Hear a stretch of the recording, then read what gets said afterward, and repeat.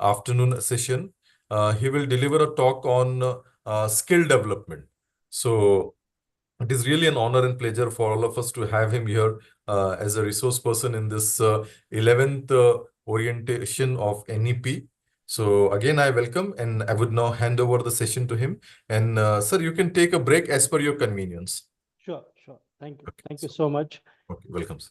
Thank you. Thank you, Dr. Rafi, sir, and Dr. Patil, sir, for inviting me to this Malviya Mission Teachers Training Program, which is a focus on sensitization of the National Education Policy 2020. So, dear professors, welcome to this session. And today, one of the topic which generally is being discussed and suggested on the skill development, which we are going to discuss in detail. Of us who are linked with the higher education, we know that the skill education has remained always a talk of a day. We observed and we seen that the industry or business or any for that matter, any organization, they demands that our graduates are having enough knowledge. They are having good knowledge of concepts, principle, theories. But when it comes to the solving the problems, if the application, so irrespective of whether they belong to the commerce or business management, or those are belong to the science and technology, or they are from education and liberal arts. Hence, the today's session is focused on the different skills that need to be imparted so that our graduates become competent in the world of work. That is our today's discussion. I hope the PowerPoint presentation is, I'm going to start very soon. So, when we come to the graduations, either they are undergraduate or they are postgraduate, what is generally observed is that having the graduate certificate, having first class, sometimes distinction, and please excuse me, since I'm in day-to-day life, I'm involved in conducting the interviews of the faculty members. Even it is observed that there is a lack of the skill development among the students. And hence, we as a teacher, we as an institution, we have to focus on developing these skills among the students. So, our topic today, which we are going to discuss, is based on the skills in higher education as per the National Education Policy 2020. As being discussed, and as I mentioned you in the very beginning, that skill was the shortage. Skill was demanded in all sectors of business and industry. And since this particular component was lacking in our education system, the National Education Policy has given emphasis onto that. So in the today's rapidly evolving job market, the role of higher education is shifting, and equipping students with practical skills beyond the curriculum, beyond the knowledge, has become increasingly crucial for their future jobs, their future employability and entrepreneurship. And that is where we are going to discuss in the today's session. While discussing to my all dear professors, I have keep in mind the professor from different faculty, and my discussion is focused on all sectors of the faculty, all sectors. They may be from the education and liberal arts, they may be from the commerce and business management, or they may be from the science and technology and the allied program. My request to all professors that when we go through these discussion, when we go through these slides, try to capture, and you will find that there are few skill set which are required in the different types of or in all sectors of higher education and the all sectors of the employment opportunities. So is to say, as I mentioned to you, in the National Education Policy 2020, it is very well mentioned is that by 2025, see, very clearly it is mentioned. When all of you must have gone through the National Education Policy document. It has been mentioned that by 2025, at least 50% of learners through the schools and higher education system shall have exposure to the vocational education, for which a clear action plan with targets and timelines will be developed. So you must have seen the new curriculum structure as per the National Education Policy 2020. There we have a component of vocational education. There we have a component of skills education. And that is the one of the initiative to, because unless and until the vocationalization of higher education is brought into the curriculum, we won't be able to provide the graduate with fullness competencies which are required in the world of work. And this is also in the alignment with the Sustainable Development Goal 4.4. And that will really help us and realize the full potential of India's demographic dividend. So, if you go with the Sustainable Development Goal 4.4, it also have an emphasis on development of skills so that the any graduate remains sustained, and not only that, they will get good employment, higher side of employment, and that is being very been discussed in this discussion. When I'm talking to you, I must talk to you all professors, because you are all studied, you are working day and night in the institutions. I know that many of you are working in the different demography. Some are in the metros, some are in the urban, some are in semi-urban. Some of the faculty members are working in the rural area. Some are maybe in tribal area. So when this combination is there, and when the students are coming from these different sectors, different demography, and we as an educator, our purpose is that our students should get, good set of skills, vocational skills, and that is being derived through the different discussions, which will help you for your further learning, for further reference. That's why in the beginning only, I'm sharing with you what references with which I'm going to discuss with you.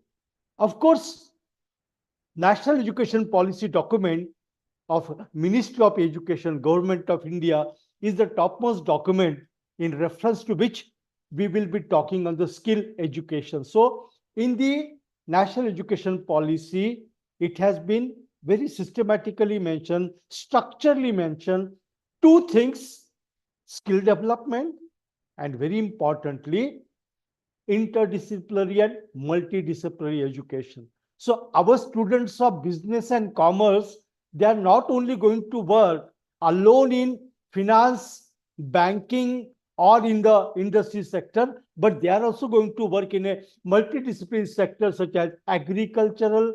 They may go in IT industry. Same is the case with our students of liberal education.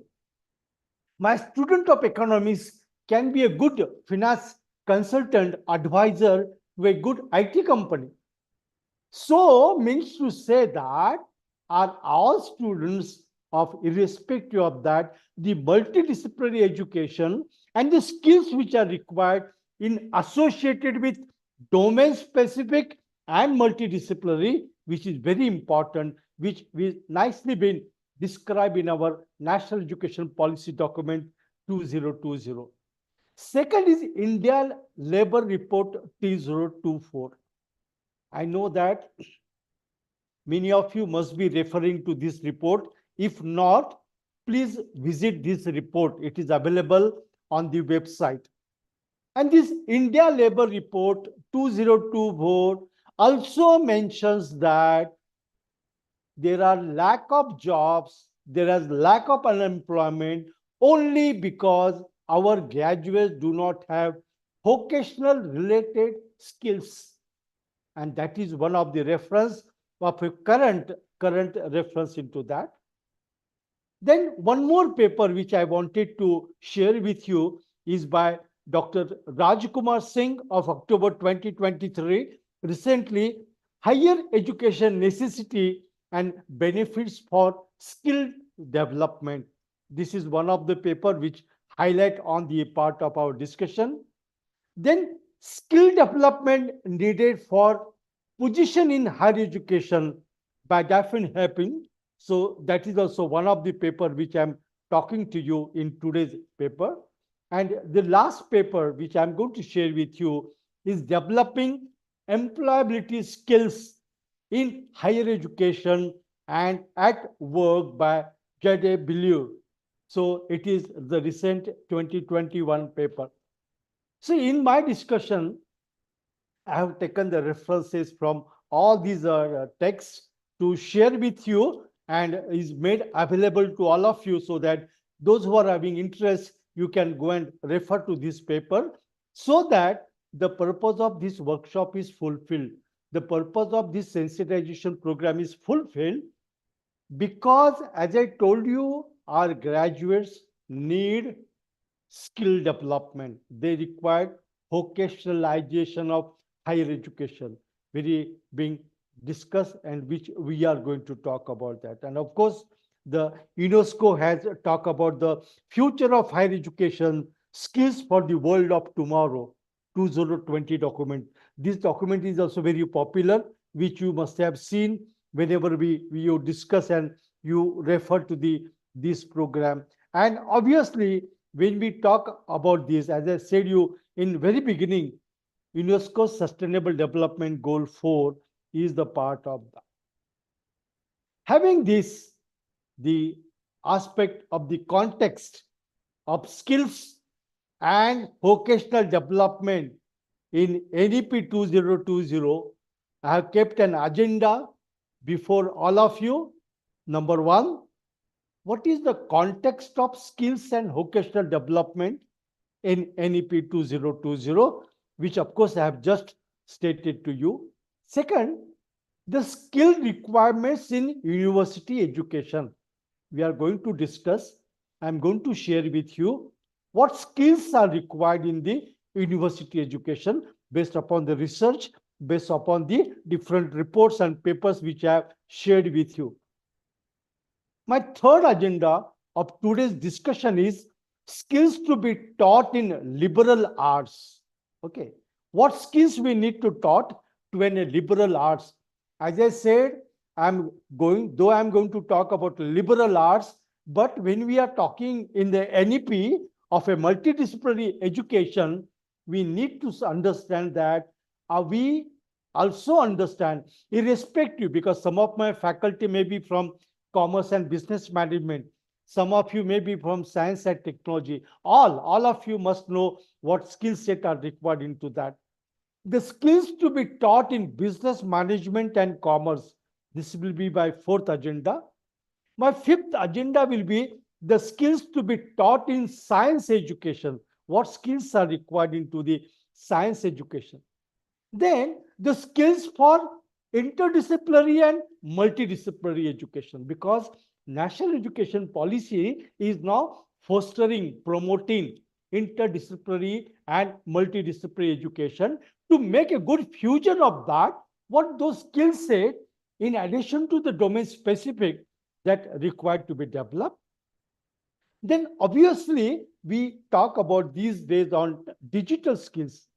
So what sort of the digital skills in today's workforce is required? You know, in every sector you go, the digital skills, right from we are using GPay, or we are using phone pay. So all banking, everything is happening is now on the digital skills. So our graduate must be equipped with that. On this we are going to focus. Then life skills in career and life. These are the skill set which we have to develop whenever we go and we develop our students to for their preparing. Then the design thinking skills, which are nothing but problem solving skills. Okay. The design thinking, I will not say is a entirely new area. Many university has already started offering this particular skill set, a particular course where a creativity, critical thinking, analytical thinking, and problem solving at higher level can be developed, and this is irrespective of the domain of education. Though the name says from the science and technology as design skills, but they are required for liberal arts, they are required for commerce and business management, and they are obviously required for science and technology. Then the skills in artificial intelligence across the discipline. You and me know that we have started using chat gpt and so many AI tools. So our today's graduate must be very well educated, trained in the AI skills. So in the today's session, step by step, we are going to focus on the different skill requirement. Once again, before I move to the next slide, is my appeal and request to all professors, those who are connected, since we are working in the new ecosystem of National Education Policy 2020, where a interdisciplinary and multidisciplinary approach is there, and focus is on development of vocational skills, means a professional related skills. Please refer to all these slides because they are useful to us whenever students are taking these interdisciplinary, multidisciplinary skills. Now, when we talk about basically bridging the gap between education and employability, there is a gap between education and employability. Relevant skills. Okay. The employers seek graduate with a diverse set of skills, including critical thinking, problem solving, teamwork, and our higher education must adapt to these industry demand. When I'm saying industry, all business, commerce, and industry doesn't mean only engineering industries for that matter, for all else. So we talk of skill development because we need to bridge the gap between education and employability. Second aspect is practical application, integrating hands-on learning opportunities such as internships, project-based assignment, and experiential learning, which can help students to apply their raw knowledge in the real world life. And obviously, we have to go with the adaptability skills. Because as I discussed with you sometime before that, we talk of interdisciplinary and multidisciplinary education. Means to say that a student of commerce will work in IT industry, a student of economics will work in the finance and banking, the student of commerce and business, as he's working in the industry, similarly, the science and technology student can also develop some tools for the business and management or for economics or sociology. So one should get adaptable to the different environment. And that's why developing adaptable skills prepares students to thrive in the rapidly changing job market, empowering them to pivot and evolve with the times. It's very important. Doesn't mean that today we are not focusing, but the future of the jobs are that in such a way that Though I'm an art graduate, I have openings in different domains. But if I don't have a adaptable skills, I won't be able to come to that. So in university skills, this is in general, we have to mention about that. Then in general, irrespective of the education in which higher education student is learning, analytical thinking, creative solutions, and lifelong learning. These skill, as I told you in the just sometime before, irrespective of the domain of higher education, the faculty of education, we have to develop a rigorous coursework that challenge students to analyze complex problem and think critically and sharpen their decision making skills.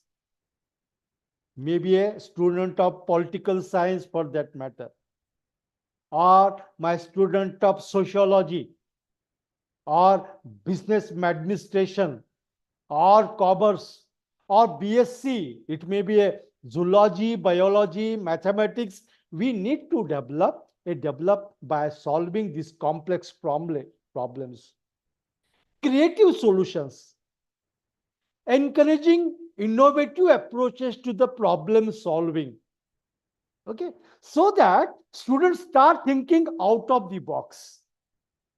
So this we need to work on to that. Generally, when I'm interacting, just sharing with you, I always, when I'm talking to my students of liberal arts, I say that, fine, you are a student of psychology.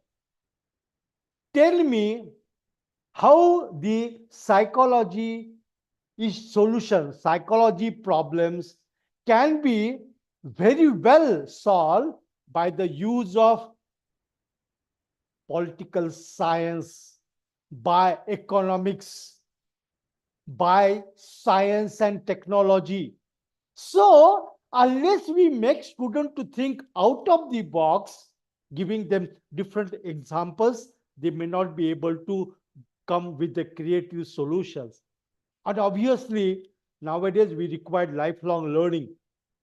So, cultivating a growth mindset and passion for continuous learning prepares students to adapt and thrive in their future careers. My dear professors, I know that, and you are experiencing, I'm also a teacher like you. I know that not all students really have a habit or attitude of lifelong learning. And that is why even in undergraduate program, under NEP, we have gone with 4-year undergrad program. The purpose students should start researching. So this lifelong learning is very important, and this ability we have to develop when we implement the program as such. Irrespective of all domain, then fostering collaboration and communication skills. In today's world, unless and until you have a collaborative approach, we need to work in a collaboration. Suppose I'm a man of an environment. If I'm a man of an environment science, while I'm learning environment, I need to work with a man of science and technology. Number one, with agriculture, economics, and for that I need to get integrated with different agencies. And when we come, these people come with the different knowledge domains. So collaborating skills, effective communications, and that's why teamwork is very important. This again, as I'm telling you, these are the demands from the industry. Effective presentation, we find that the students who are of, generally what happens, the student of the science and technology, I'm just giving an example based upon my experience, they are more trained into the effective presentation or business management. But when it comes to the liberal arts, education, commerce, equally they need to present their business ideas, their business model, their approaches, their research finding. So we required effective presentation skills. Then intercultural awareness, because of our education and our the country's position worldwide, there are so many international companies are coming, organizations are coming in India. Our students are going abroad for job and employment and higher education. Even within the country, because our country is a diverse country, there are different cultures are there. So we need to develop this attitude, this ability of a intercultural awareness among the students. And obviously, when we talk of a collaboration, a good networking. LinkedIn, we do use, earlier we used to use the Facebook. Now people are shifting to Instagram. They are shifting to different type of the tools, networking tool like LinkedIn. So can we make an arrangement, or can we make a strategy of our institute or a university that every student who's taken admission to undergrad or postgrad will have a LinkedIn account, for example, so that the habit of networking will start, and automatically the presentation skills will also get developed into that. Similarly, we want to prepare students for the evolving job market. Today's job market is very vibrant. Not only job market is vibrant, even the graduates, those who are passing, they want to change their jobs time and again in 2 years, 3 years, some change in 1 year. Why? Because they're aspiring for good career, they're aspiring for good organization. But then when they are shifting for any reason for that matter, we have to develop a flexibility, which I mentioned you of the adaptability skills. When I'm changing continuously or frequently my organization, because new job market is evolving, I must be a lifelong learner. And to have that in the change market, we also should have a entrepreneurial skills.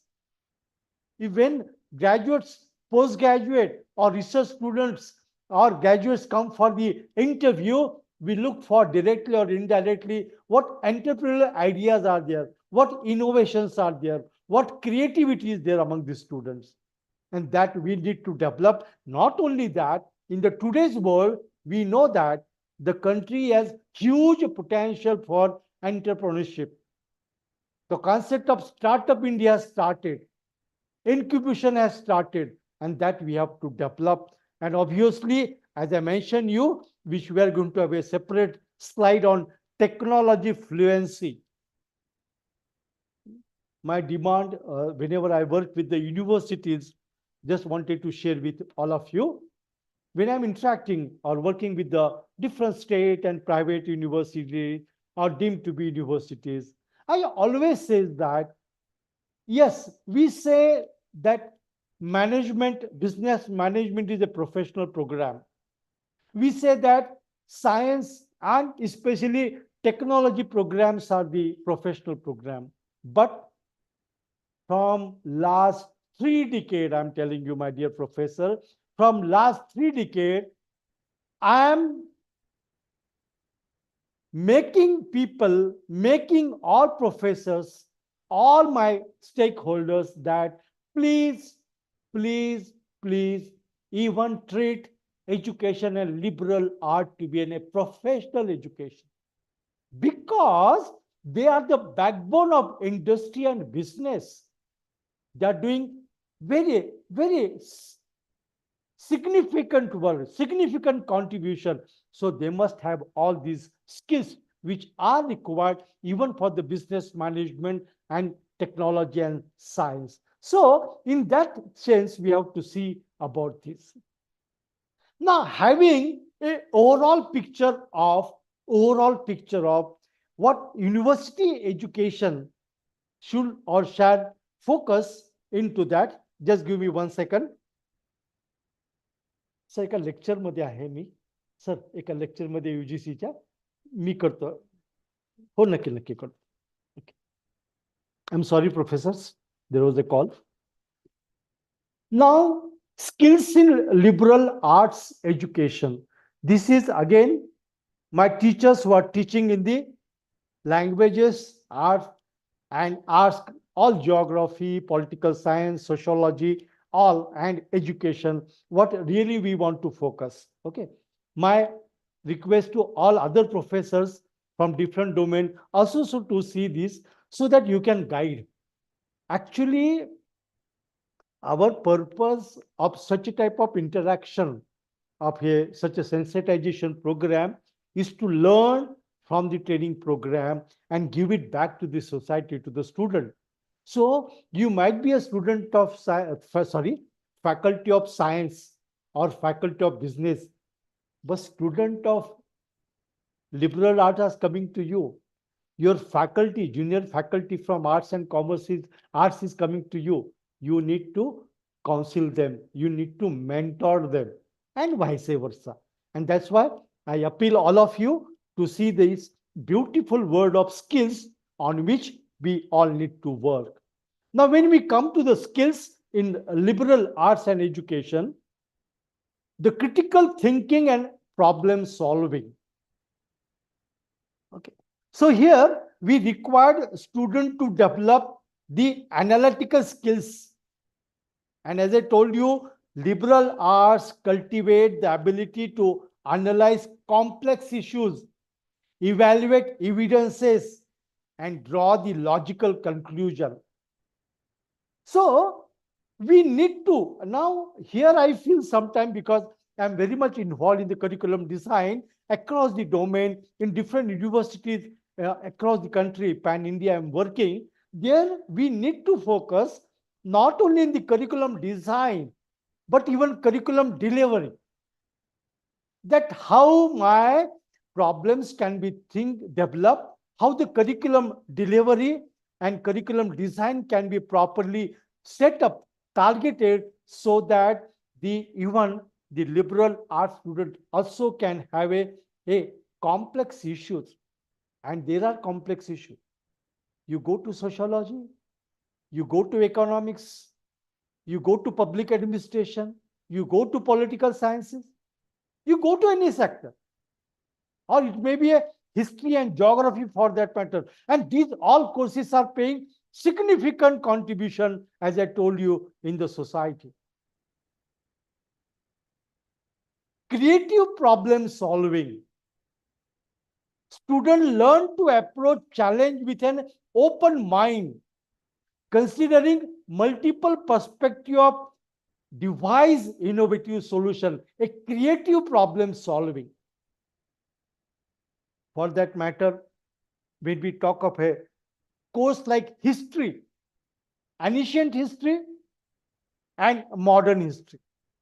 And when we talk of ancient history and modern history, how we develop student a problem solving attitude to reflect or to respond or to comment on the current historical development across the world. Just one example I have given.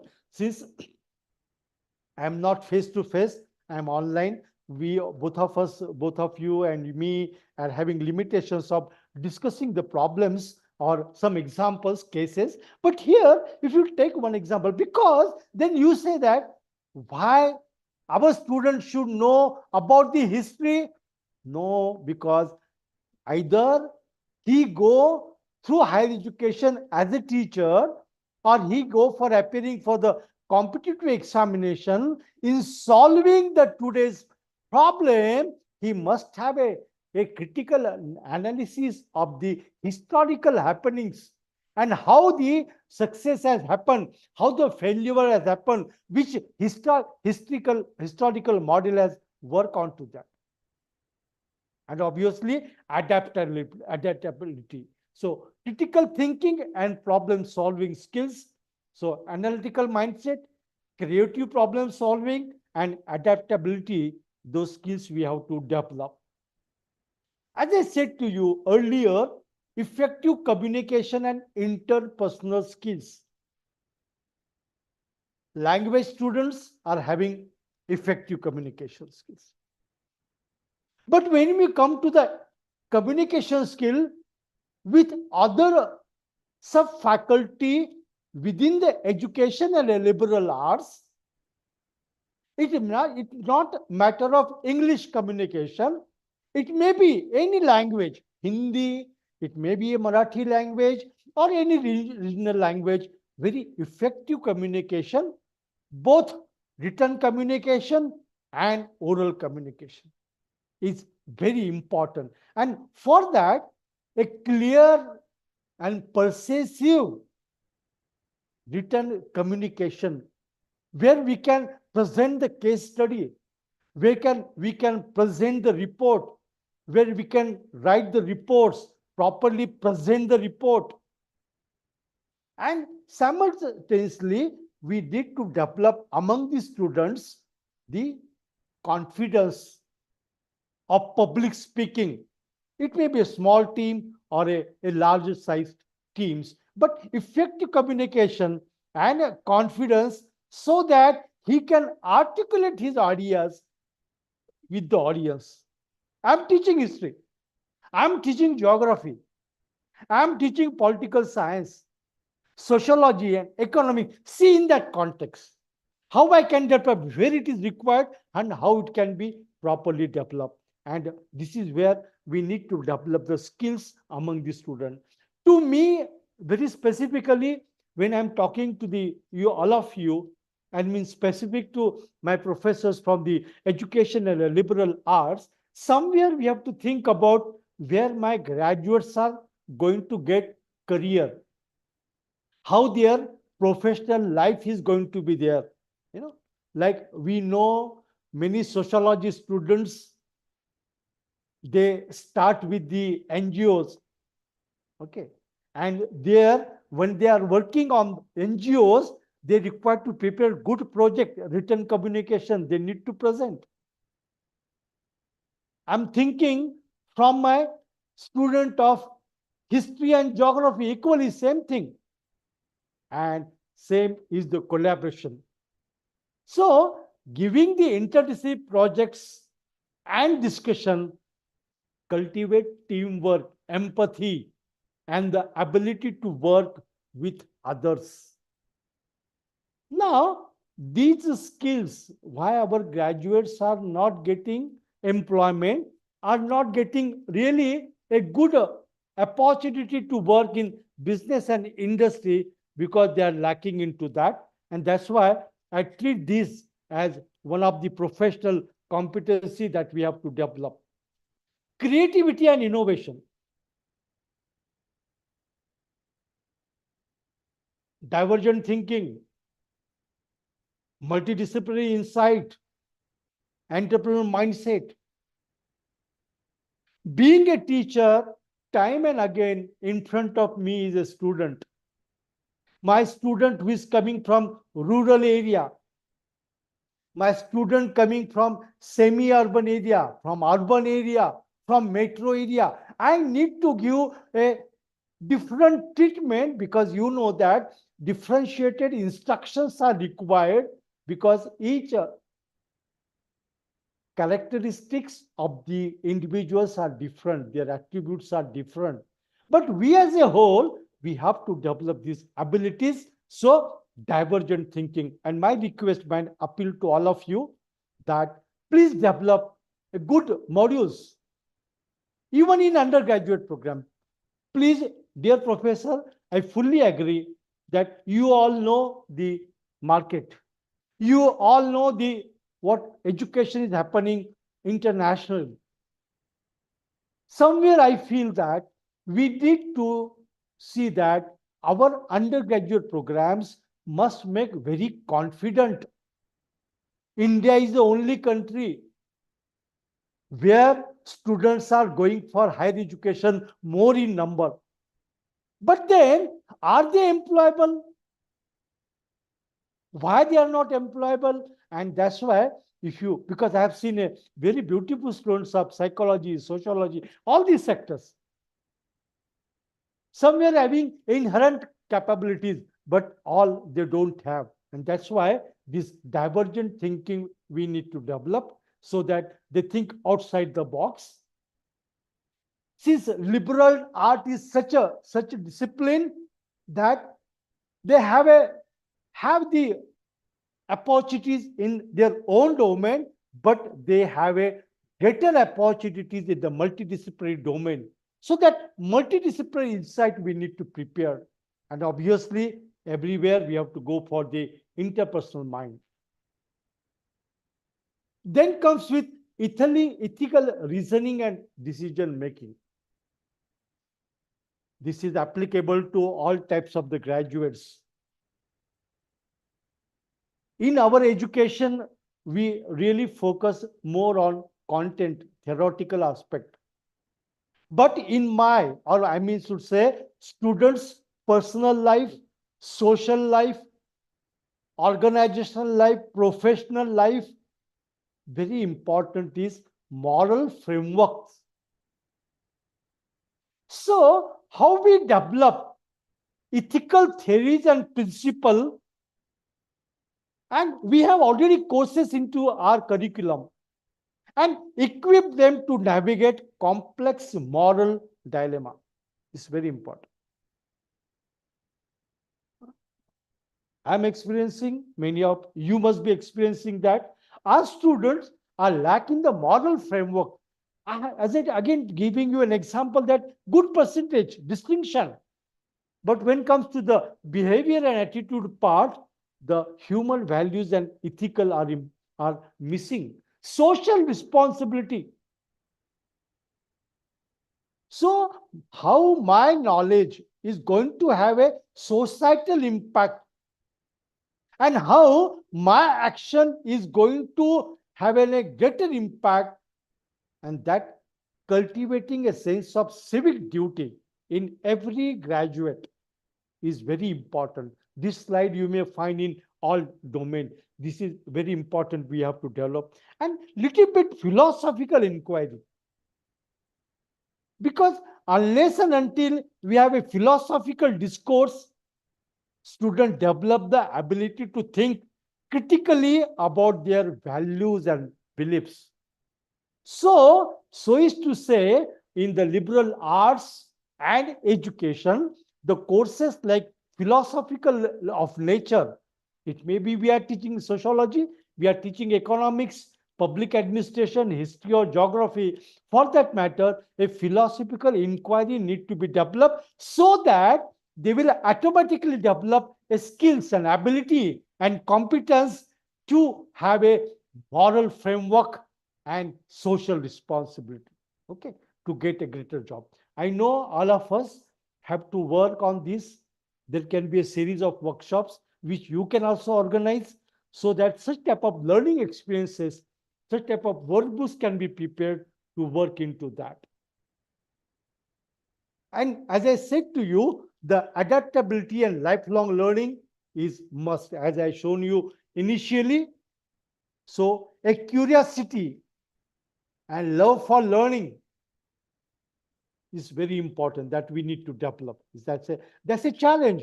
That's a challenge, because in our system, please excuse me, my dear professors, in our system, with very exception, majority of the education is focusing on the degree awarding.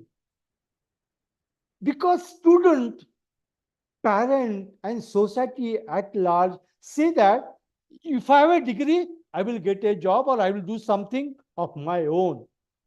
But now it has been observed, experience that no, we have to have a certain more skills to do that. Flexibility, and very importantly, resourcefulness.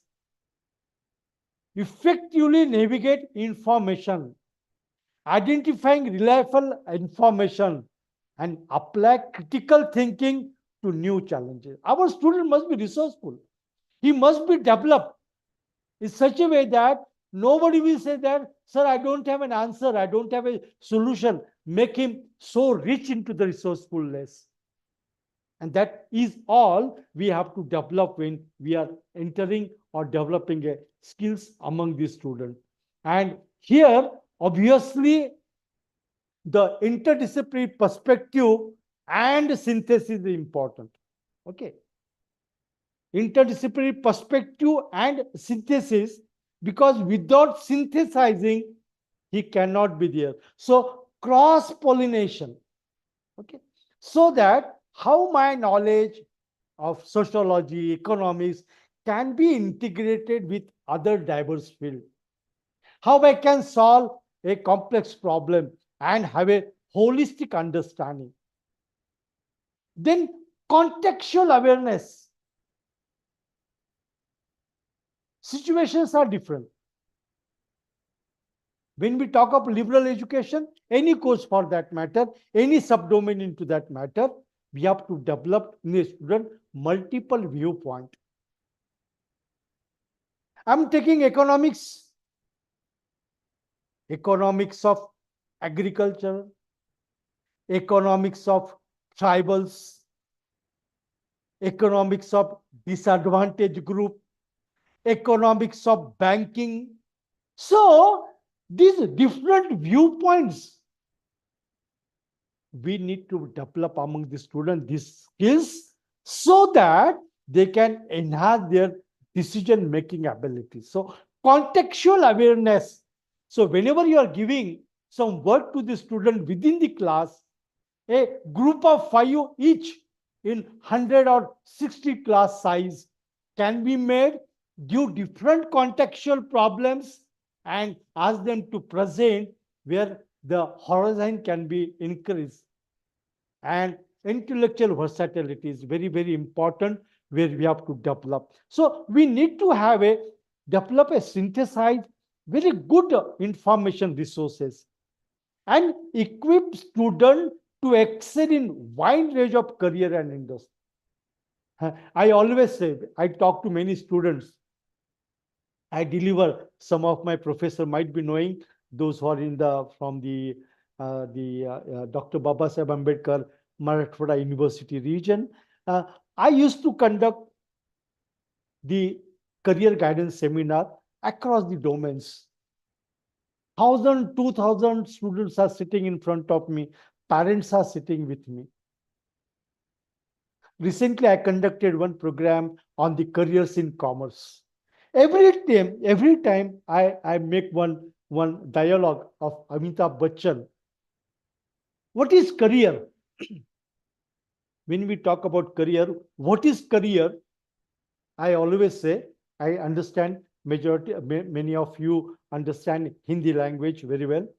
I mentioned them, of course, the statement of Amitabh Bachchan. Amitabh Bachchan, I don't remember the name of the film, but I remember the dialogue. His dialogue, very famous dialogue, जहां हम खड़े होते हैं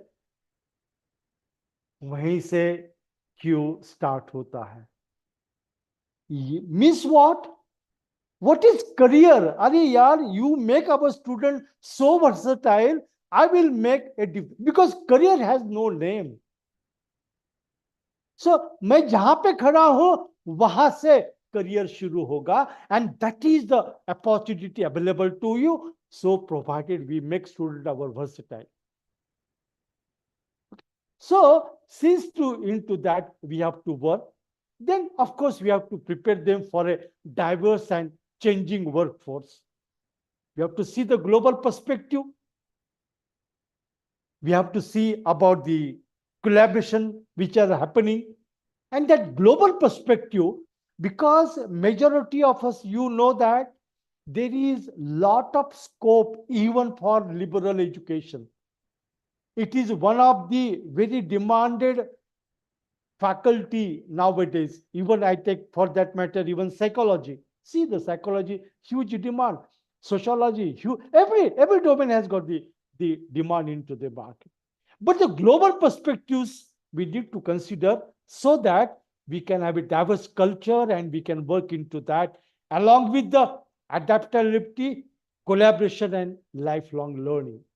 So, with this, we can work.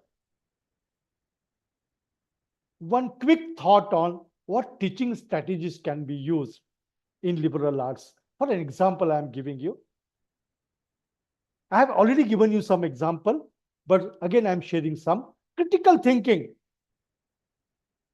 Engage students in open-ended discussion, case studies, and problem-based learning to develop their ability to analyze, evaluate, and make informed decisions. Interdisciplinary approach can be developed. Encourage students to make connection across different fields and apply knowledge in novel contexts. As I've given you the example of economics, same can be for sociology, same can be for languages. And for communication skill, foster opportunities for students to present their ideas, engage in debates, and hone their written and verbal communication abilities. So you can do these things very systematically when we go into that. If you have to develop a critical thinking and problem solving among the student, cultivate curiosity,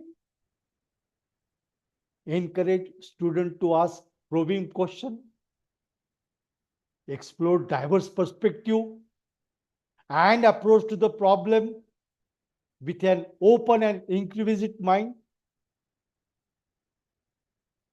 Guide student in breaking down the complex issue and identify the underlying assumptions and foster the analytical ability. Ask them to think out of box, generate innovative ideas, and experiment that will give the creative solution. And equip students with the flexibility to adjust their strategies and perspectives in response to the changing circumstances and new information. Our NSS or outreach activity can help us into this task. Similarly, effective communication also you can use this. Many of you must be trying. So active listening, concise expression, empathetic approach, multimedia fluency, this you can create by creating a requisite environment and develop a confidence among the student. Okay. When I talk about active listening, of course, we have to engage student in with speakers. Give them one video or give them some audio, 5 minutes, 7 minutes, 10 minutes, and ask them to draw the conclusion or key points of that. Give them some case studies and ask them to organize their idea, use precise language, and deliver a key aspect of the message of that case study. Yes, many more. You are innovative teacher and we all try this type of the attempt, but obviously we have to make a portion onto that. And similarly, we have to go on embracing the divergent thinking, promote experimentation, and leverage interdisciplinary connection. For that, variety of projects you can take into that. Coming to the skills development in business education. As I told you before, few set skill are similar to what I discuss on liberal arts, but few are something different. Okay. So both are used. Now, what is required? The skill development in business education. When I'm saying business education, commerce and business management. These are the fundamental business skills. Effective communication, fundamental. Mastering written, verbal, presentation skills, very important. problem solving expertise, developing analytical abilities to identify challenges, evaluate options, give some marketing problem, give them some case studies, and critical thinking force, a capacity to analyze the information. These are the fundamental skills which are required in the business.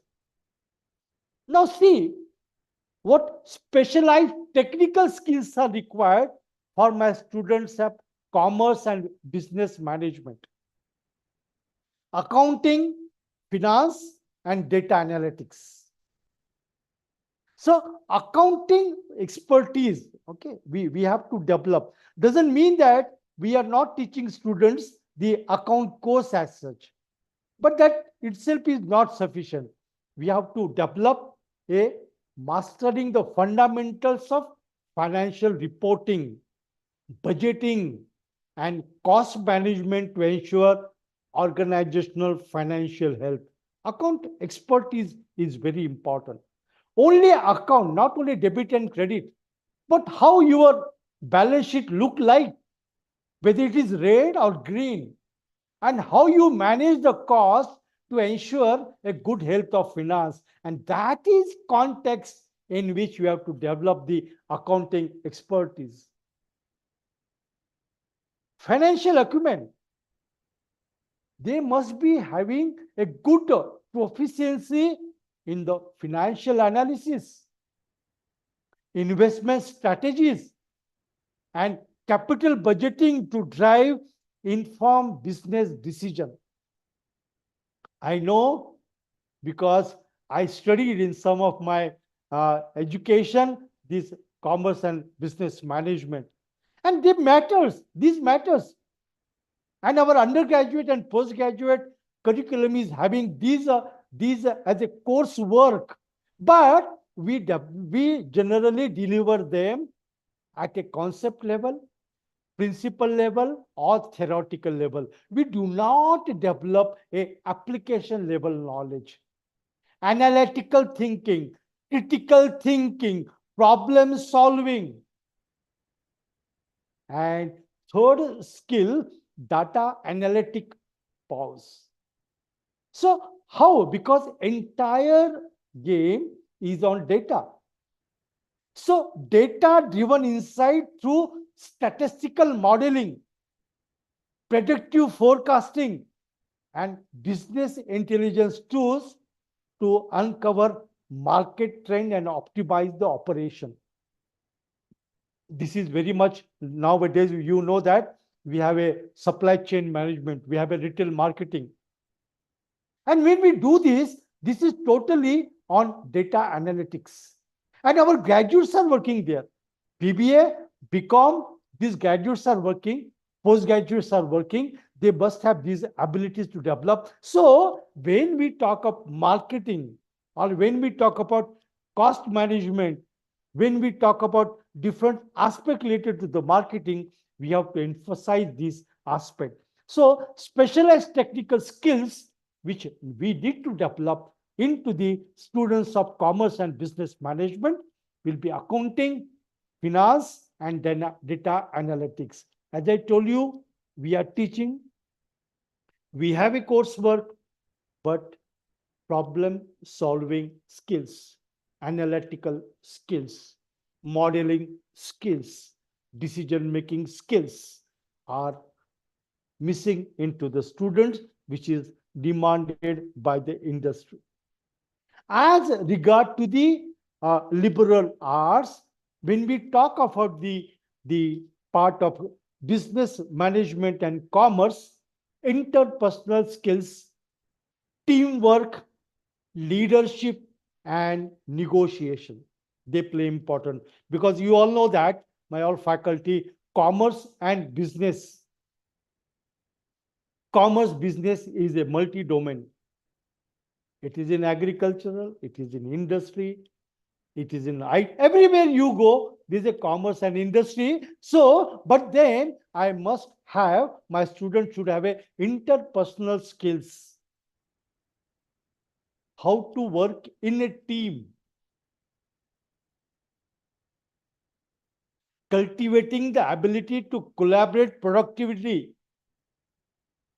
with a diverse group and leverage individual strength and foster a cooperative work environment. It's very important. And that's why we have to develop a effective teamwork. And that's why I visited a few institutions during their some startup phase.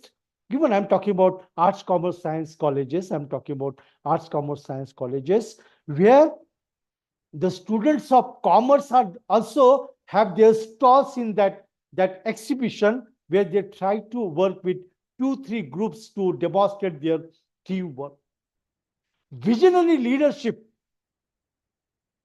developing the skills to inspire and motivate teams, make strategic decision, and guide organization towards achieving their goals. Because my postgraduates, they're going to work in commerce and business section of any industry.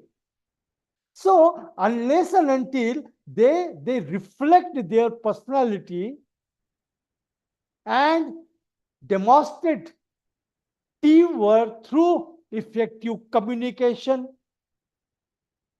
motivation, inspiration, decision-making process, of course, knowledge domain plays very important role into that. And the negotiation process. So mastering the art of negotiation to reach mutually beneficial agreement and navigate complex stakeholders' interest and create value-driven outcome. This plays very important. Negotiation doesn't mean only in the cost. Negotiation may be with collaboration. Negotiation may be with the employment and employee. Negotiation may be with the stakeholders, the suppliers. So all these negotiation skills are must when we are focusing on to the development of the our commerce and businessmen graduates. So apart from the fundamental skills, technical skills, these interpersonal skills are to be developed. Okay, to be developed when we talk into the students. And as I said, this also talks on the entrepreneurial skills. Any business is a risk, you know. It requires innovation. We have to create an opportunity. We have N number. We have Tata is there, we have Bajaj is there, we have Mahindra is there, we have Kotak. So many banking and insurance agencies we know, organization we know that they go for opportunity identification, going for innovation, innovative model, and obviously risk taking is there. So to my graduate, we have to develop a ability to think outside the box and come out with the novel solution. So there they required a very innovative way, not a traditional and routine way. He or she may be, see, very, very beautifully important thing which I want you to share with one example. One student completed BCom, Bachelor of Commerce. Okay. He developed domain-specific skills to a greater extent. Because of the economic problems, issues with family, he could not complete higher education MCom. But while going through the BCom, in the today's language, today's terminology, he was going through the experiential learning, internship, where he learned a problem solving, how the accounting plays a role in solving taxation problems. And he then starting thinking out of the box. Today, that graduate is working in outside the country, just BCom pass. that too second class, not first class. But then, of course, he was in need of money. He undergone the job. He was simultaneously learning. But to you and me, very important is what type of the learning, teaching, learning process he followed, which we can implement, which will develop a creative problem solving.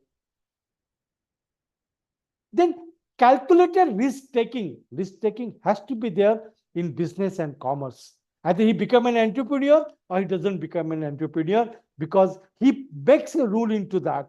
And so he has to work for experimenting new ideas and take a calculated risk so as to come with the some transformative opportunity, to grab the transformative opportunity.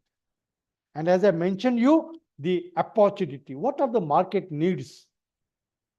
What are the trends in the market and industry? And how we can tap unexplored avenues for the business growth and diversification. My dear professors, once again, I'm telling you, commerce and business management, every organization is a backbone. It's a backbone. And if we develop these graduates with these skills which are demanded by the industry and business, our student can explore and perform excellently into that. Then obviously, in the today's world, in our curriculum, we have gone with the digital literacy. Lots of softwares and Excel like programming like courses are already incorporated. So in addition to that, we need to develop. It is a part of curriculum, well and good. If it is a part of curriculum, developing the fluency into that. Okay. So mastering the latest productivity software like cloud-based collaboration tools, AI-powered writing assistant, and streamline workflows and boost efficiency. So he can use for using different productive softwares which are available in the market. And if it is not a part of the curriculum, we should teach student, as we used to call as a value added program to the students. Then developing fluency in data visualization techniques. Okay. So we these days, if at all we use simple Excel, forget about the rest of the SAP and all these softwares which are used for managing or project management. There also we go to get the infographics, which get clearly the trends which are happening. Trends might be input, trends might be output, trends might be market, trends might be profit and loss, whatever might be. But that data visualization is very important to our graduates, and that skills we need to develop. And then gaining expertise in digital marketing. You and me, both of you, you must have experienced that people do the business, digital marketing on WhatsApp. Forget about rest of the marketing tools. So nowadays, digital marketing tools are very important. So search engine optimization, social media management, and content creation. This, we never thought of that. We never thought of that, but we need to bring it to our students of our commerce and business management, graduates and postgraduates, so that these skills can be matched with what are the skills requirement of business and industry. Even small business, small enterprise, they demand for these type of the skills, and on which we'll have to work on to that. And nevertheless, ethical decision making. So you know that when we work in the world, in the entire business, we must have a always faced with the ethical dilemma. And we must be able to take right decision, and that test our boundaries of right and wrong. And that's why university education equipping moral reasoning skill to navigate these interact situation, intricate situation should be focused into that. So either through the case study or workshops or with different type of the activities, you can develop the ethical decision making. Best way is case studies, or even you can go with the going with the workshops also can be conducted where we can mention them, we can develop the skills of ethical decision making in the business. Because I am maybe an entrepreneur, I may be an employee in the both, or I may be a consultant for that matter. So in that case, you have to develop this ethical decision making into the student. The next skill set, which we discussed earlier, but here I'm discussing from business education point of view, global mindset, cross-cultural awareness, and international business practices. I know that a course, we have a course, I mean to say subject in our UG and PG, which talks about international business management and commerce. We know that. But then in the today's interconnected world, our business leader must cultivate a global mindset. What should be the packing? What should be the marketing theme of mine? What should be the marketing media? And what custom and culture I have to understand? Which type of the communication skills? And that's why. And this I'm not saying only for the world business and commerce. It is equally applicable at home too.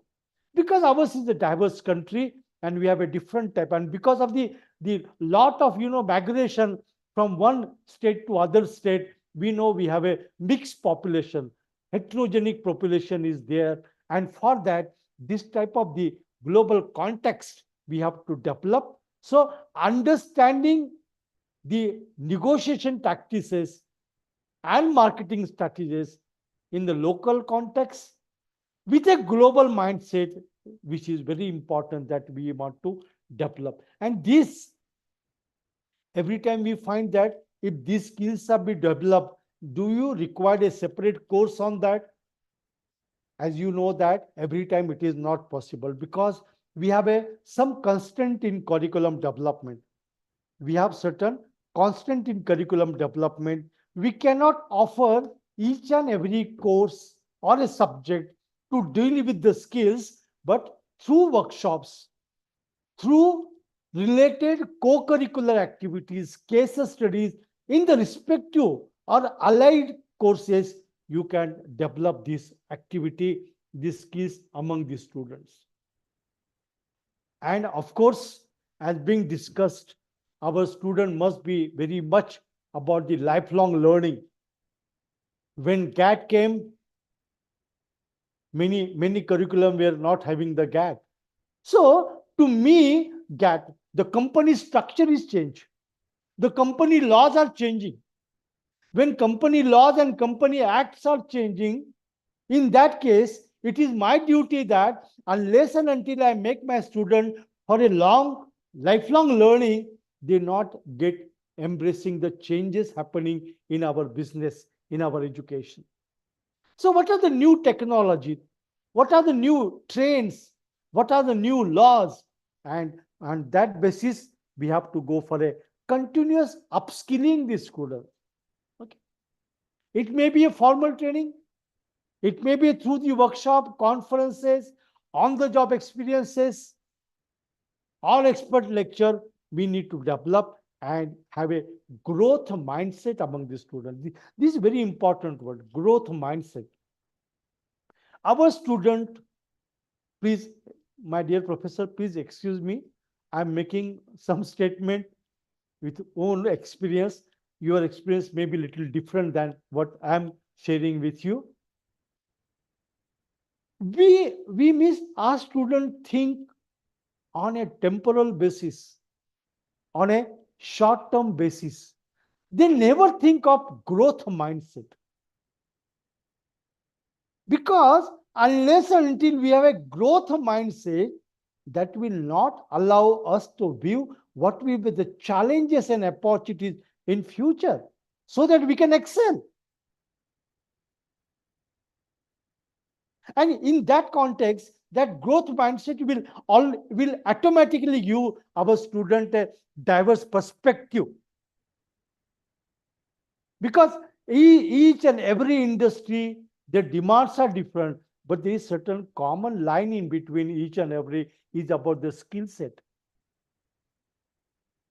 So the innovation, then developing the professional abilities, all these are demand in all business and industry. And that's why we, under our graduate students, undergraduate and postgraduate students, we need to develop these skills among the students to make them very important. Now, coming down to the what could be the teaching strategies. You are all professor, you are teaching, you must be knowing, but just I'm sharing with you based upon my experience and view of curriculum design. The analytical and decision making skills, they can be very well developed for making students to solve complex business problem. Give the problem of Coca-Cola. Give them the new problem of, I will not say problem, new case study of the Mumbai Dabewala. Ask them to solve this complex problem because when this cloud kitchen concept, Zomato and Swiggy has come, how it has effect on the commerce of Mumbai Dabewala, small entrepreneurs, and the new concept of cloud kitchen has come. And what is their economics? What is their commerce? So this is how we can develop a analytical and decision making skill. Teamwork and collaboration. As I mentioned to you, ask them to work on one enterprise. And this very systematically we have to do it. My dear professor, when students enter in the first year of BCom or BBA or MBA, based upon their pre-training or pre-curriculum delivery during the induction program only, you should make orientation, try to understand what are their future career goals, where they really want to work, and make such a team of similar minds and develop the ability of teamwork. They will work continuously 3 years, and within the group make an exchange of that. Suppose say for example, I'm a marketing team. You are an entrepreneur. So one marketing team going to the entrepreneur, marketing their products. Somebody is a finance. So third comes to the finance person. So make such type of the groups. So as we used to say, by developing this type of the on the job experiential learning, we can develop teamwork and collaboration. And obviously in business management and commerce, we require entrepreneurial mindset. Either he or she may be employee, doesn't matter. But to develop entrepreneurial mind, and even sometimes I feel, and I'm of the opinion that the commerce and business management people can be a good entrepreneur. So encourage them, recognize them what are the market opportunities, and ask them to go for a innovative solution to address evolving industry need. Lot of consultants are required, lot of accounting required, lot of digital interface is required, lot of supply chain is required. So many things are required in the market. We know Blinkit has come, Amazon has come, Flipkart is there. Oh my God, we can do a lot of business. And commerce and business management, having these across the world, they can do. So give them case studies so that this mindset can be developed among the student. The ability of analytical and decision making skills that you can develop, that data driven insight. Give them complex data, and you know that lot of data is available with us. And with that database, if you refer to the magazine like Financial Express, or any economics times, or any journal which is related to the commerce and business, there you will get lot of case studies, and ask them to develop the data driven insight, so that they develop a strategic decision process into that. Then critical evaluation about the market, about the risk, about the dynamics of the business environment. Ask them to do critical evaluation of that. Okay. We all know that. We all know that once upon a time we are using table, we are using telephone. Now we have a mobile. When mobile comes, we have n number of mobile companies and networking companies. And not only that, multiple applications are evolved. So what type of the business environment is possible? What dynamics is there? So make them to have a critical evaluation of this, however, where the market will go.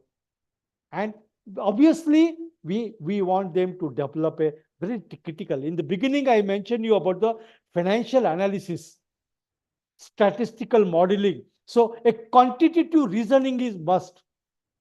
And that you will agree as a professor, those who are the professor from commerce and business management, ultimately it comes to a balance sheet. What are the assets? What are the liabilities? What is the loss? What is the profit? What is the growth, etc., etc., etc. So making a rational business decisions and data-driven decision, that we have to go. And obviously, for the commerce and business management, there are a lot of opportunities available. So adaptive mindset, adaptability has to be developed into our student through this work. Teamwork and collaboration. Already I have given you an example of teamwork and collaboration, how one can do in the institution. Here, I will just focus on shared accountability and conflict resolution. In a business, and especially in the networking business, it's very important that whatever we have set the business target or project outcome, these must be leverage between all those who are involved in this business activity. And share accountability is very important. So whatever exercise I shared with you earlier, making the groups in the beginning and developing the insight of shared accountability will matter. And similarly, when we talk about the business and management or any, there are stress management, and there's a conflict resolution.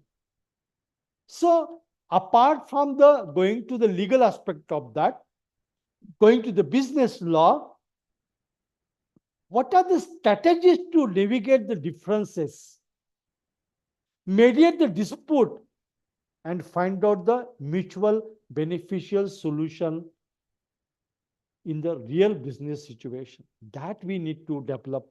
These, my dear professor, these are very micro skills, but we have to blend our teaching learning process in appropriate course mapping to the respective courses. But as a whole, these skills can be properly developed.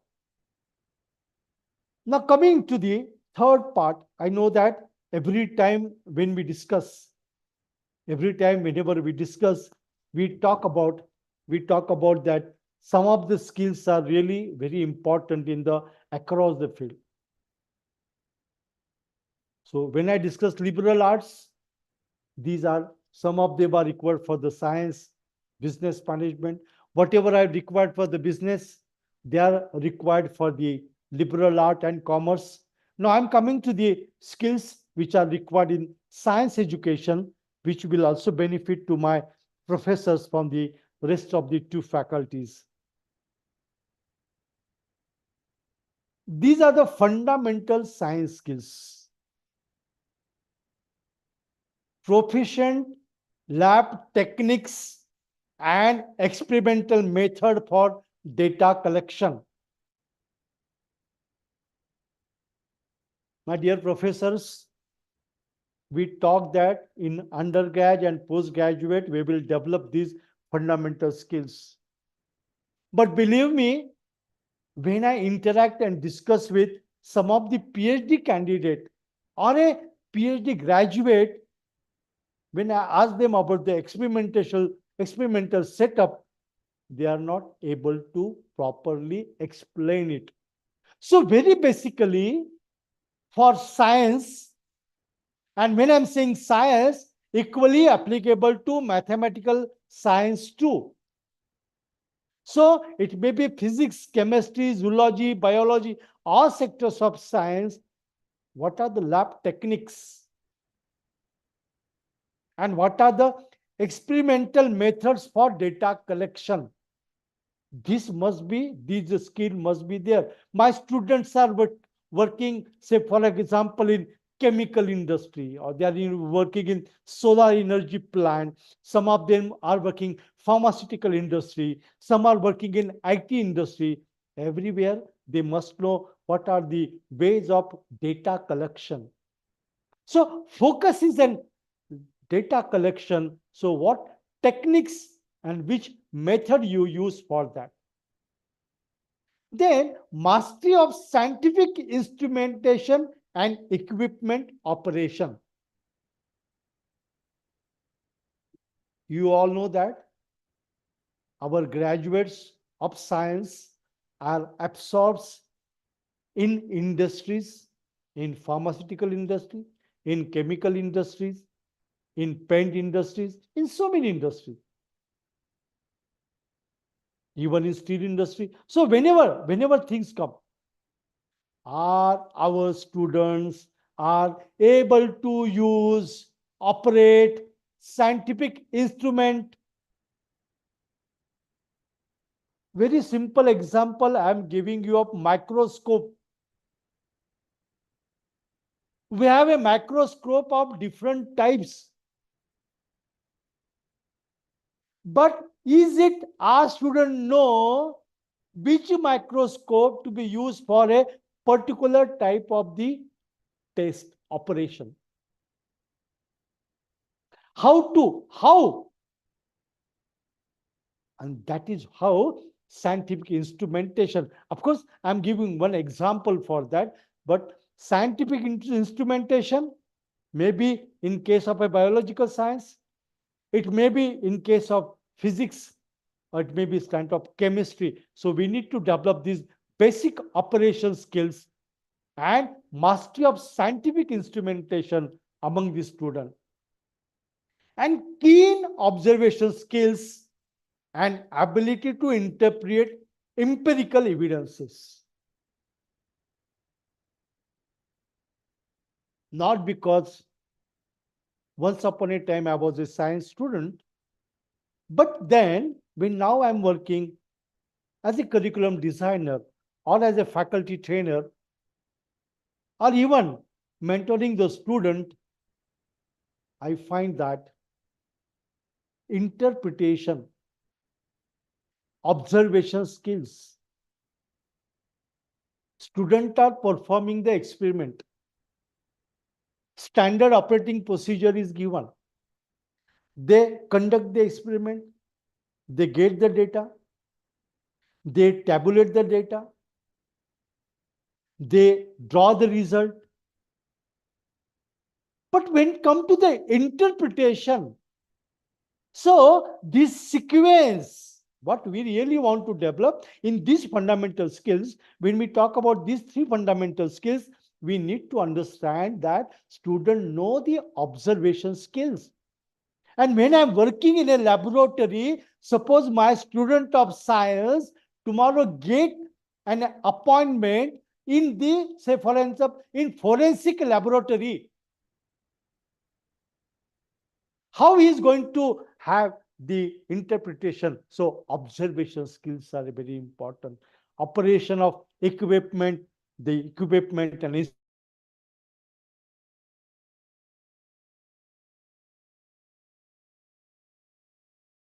understanding the physics and science is important to be that. And when it comes to mathematics, especially coming to the mathematics, fundamental skills that students should have a logic of solving the problem.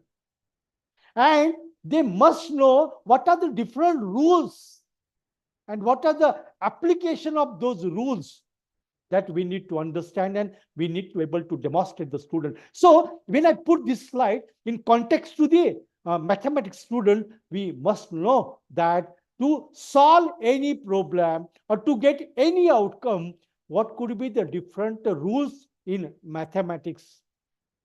I must be able to use different rules of mathematics and software related to that.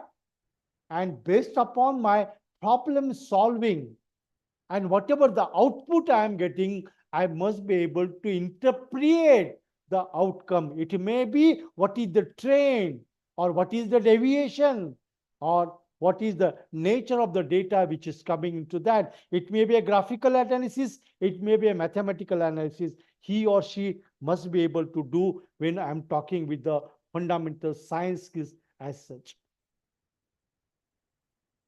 As like the students of liberal arts and commerce and business management, our science students should also have a critical thinking and problem solving. Context is different, that's all. And context is working situation, the world of work which is there for our science graduate. So whole analytical reasoning skills to identify core issues and develop innovative solutions. So analytical reasoning is must in science, as in commerce, as in liberal arts. So what is the core issue? Isn't it? So analytical reasoning, that critical aspect one should know. Then what are the problem solving techniques? Suppose, for example, I'm going to go and I want to develop one instrument, which is electronic in nature, which is going to send certain data or send certain object, process it, and it's going to give an outcome. Now, in this situation, what type of divergent convergent thinking, what type of different tools and equipments can be used, what type of different solution can be there, what is the type of input which is coming, which I have to analyze. So mere teaching concept and principle, because when students are coming to an industry or business, we want students to solve these problems and learn to evaluate evidence objectively, challenge assumptions, and draw a logical conclusion. In science, this is very important. All of you, those are the science professor, you must know that there be wrong evidence, and not only evidence objectively. And that's why sometimes I say, when I discuss with my faculty members or during curriculum design or faculty training, can our science experiment, irrespective of physics, chemistry, mathematics, or biological sciences, can we design our experiment itself in such a fashion that student will be able to have an objective evidence making? And drawing the logical solutions out of that. These skills are required. Now, you and me, of course, you are also professor, you can come out with the more creative and innovative mind. Your day to day, you are involved in the teaching learning process, in the laboratory you work, but remember, these are the skills which are demanded in the industry. Very importantly, experimental design and methodology. These have especially put in the research framework. Why I put in research framework? Because when I'm talking to the science graduate, every time we want objective, we want evidence, we want to interpret, and we have to follow certain methodologies. So we need to develop among the students formulating the hypothesis, this ability. And that's why when, as I mentioned you very beginning, that the NEP 2020 talks about research orientation honors program is only for the purpose that experimental design and methodology should be there. When my students of science are doing something, doing some experimentation, they must formulate the hypothesis. They must select the method. So that experimental design ability will develop into that.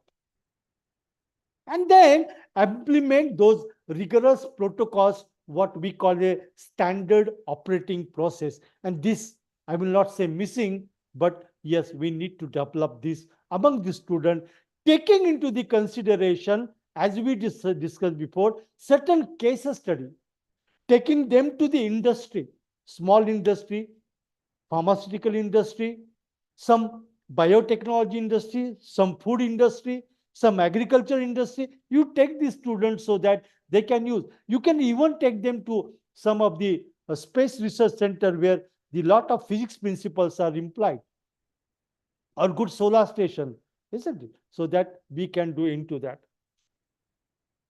Then scientific communication and presentation. He must be able to have a scientific communication and presentation. I still remember my 12th science course, and there I was required to elaborate on present my observations of the experimentation. Okay. And when it comes to the graduation and post-graduation, scientific communication and presentation is very crucial. Because what scientific findings are there? What are your interpretations? What techniques you are used? What is the dynamic involved into that?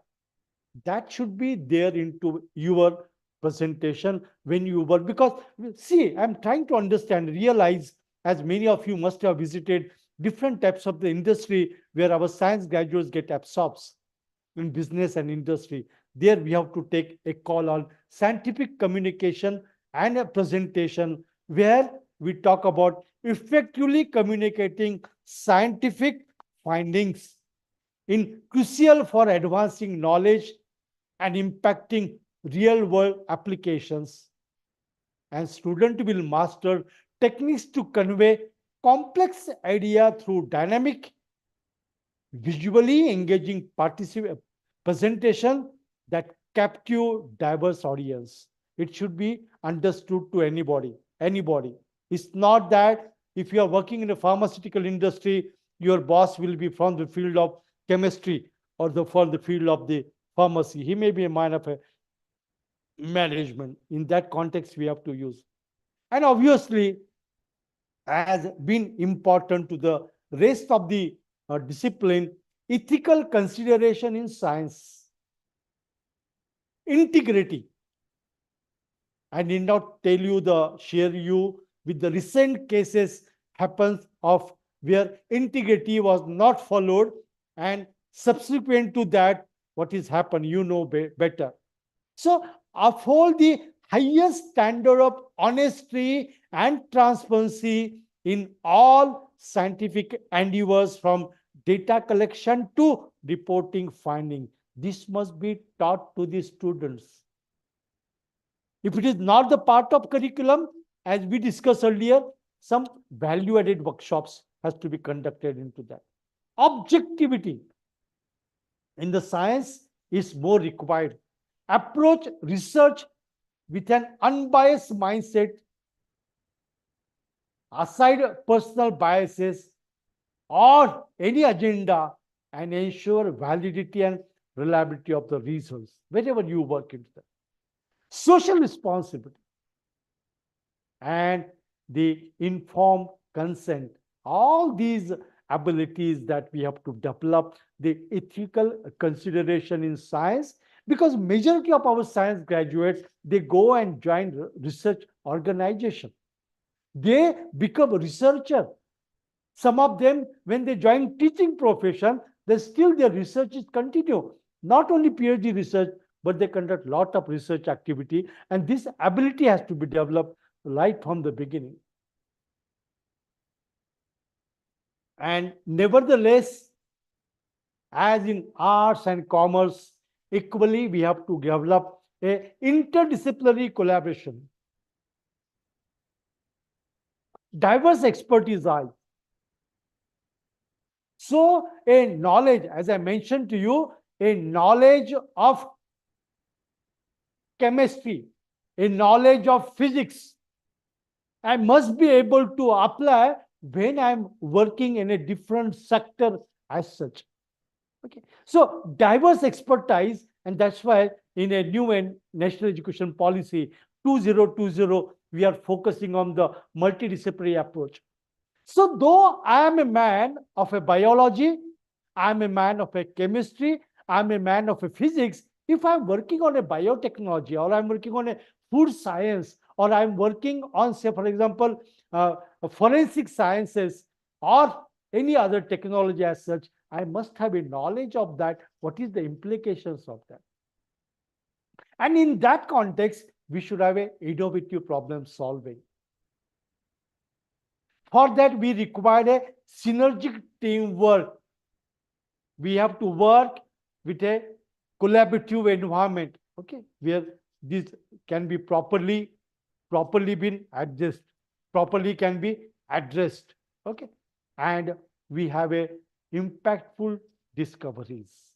It's very important because as arts, as commerce, science also play a very vital role in the development of the society, development of nation. So impactful discoveries should come. And I'm telling you frankly, my dear professor, even our undergrad students do significant innovations, and they do significant changes where they go and work in the industry. So this interdisciplinary collaboration abilities we have to develop.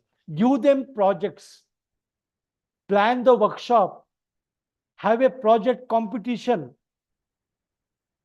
have a good type of internship where students are there, and then sharing of the experiences through project report. Well articulated project report will help us to go into this part.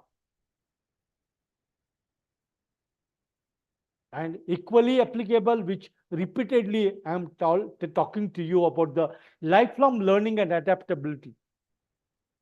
Continuous skill development, upskilling and reskilling. Because science is so developing fast, and it is creating a reflection and impact on the different rest of the business. So we know that very soon AI has made lot of change. Data science has made lot of change. Machine learning has made, and if you talk of machine learning, the root is in mathematics. AI roots are in mathematics. So is to say, are this growth mindset and regularly upskilling and reskilling, that ability we have to develop. Adaptability to change. Same thing. One will not get job if I am rigid, and one cannot prosper in his or her job. He or she is not adaptive to the change. But then how it is to be developed, that adaptability, and that's of the activity we need to cultivate of quickly pivot and apply knowledge in new context, new technology. That definitely we have to work. And then intellectual curiosity, which obviously nurture a genuine passion for discovery, actively seeking for new information, new knowledge, interdisciplinary knowledge. That begins at undergrad level, rather prior to that only, but that we have to develop. And that is how, right from undergrad and postgrad and research, we have to deliver the courses in such a fashion that these skills are developed. See, I will not say these are the complex skill, but believe me, my dear professors, these are the skill demanded by business and industry. And because of lack of these skills in the graduates, they are unemployable. Their employability rate is less and they are underemployed. Both things are happening when they go into that. And obviously, you can use different teaching strategies, which already I discussed with you when I was sharing with you the previous slide.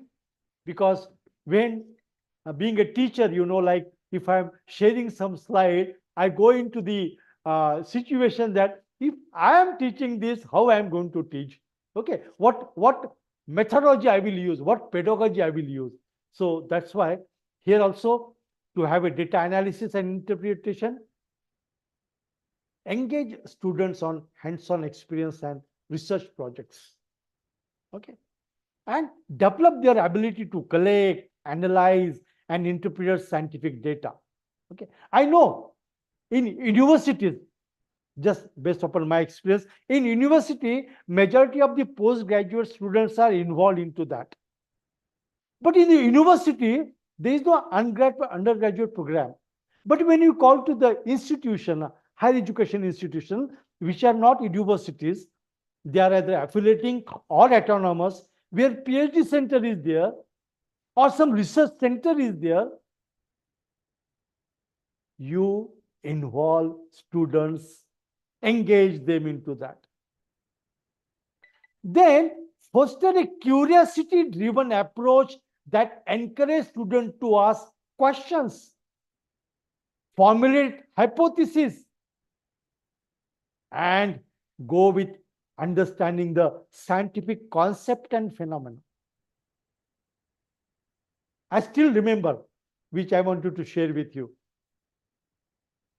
It's an old story, my own case. I was working in one institution, and generally we used to have a, as usual, holiday on Saturday and Sunday. On every Sunday, I used to follow one practice. That time I was having my motorcycle.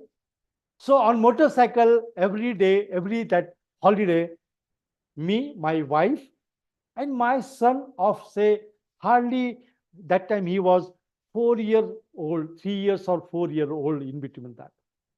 We used to go to the market. When we used to go to the market, there was one spot which was sloping down where there was one flower shop, and there I used to purchase one miss flower for my wife.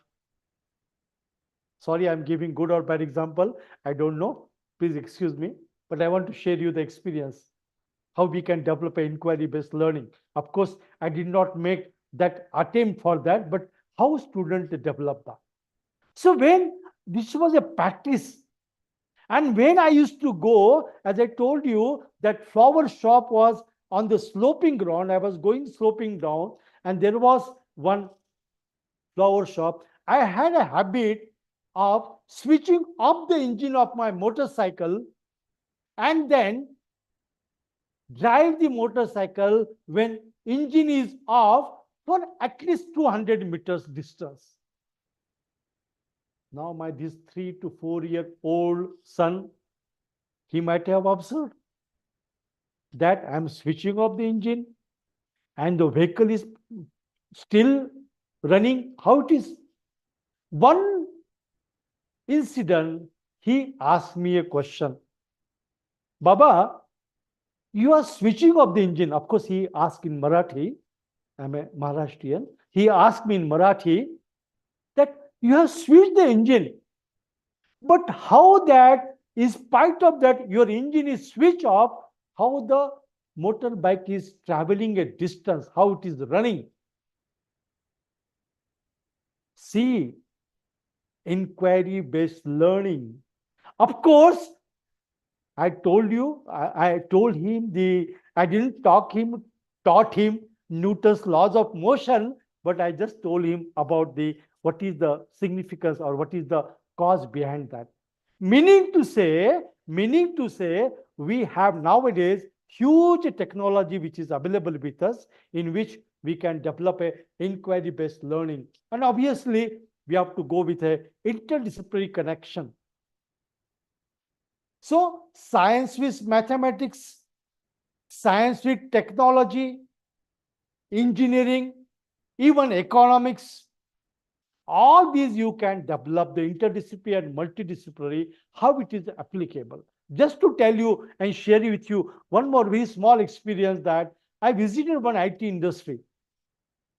And when I visited IT industry, there I visited the library of that IT industry, and I saw in that library different books, and out of that books, still I am carrying the photograph of that particular book. It was the Little Principles of Mathematics, and very small books where how the integration is used, how the derivatives are used, is being taught. So a book of mathematics having the presence in the IT industry make lot of change. And you know that, just I told you sometime before, artificial intelligence, machine learning, whatever programming is happening, whatever logic is happening, we know that how this mathematics play a role.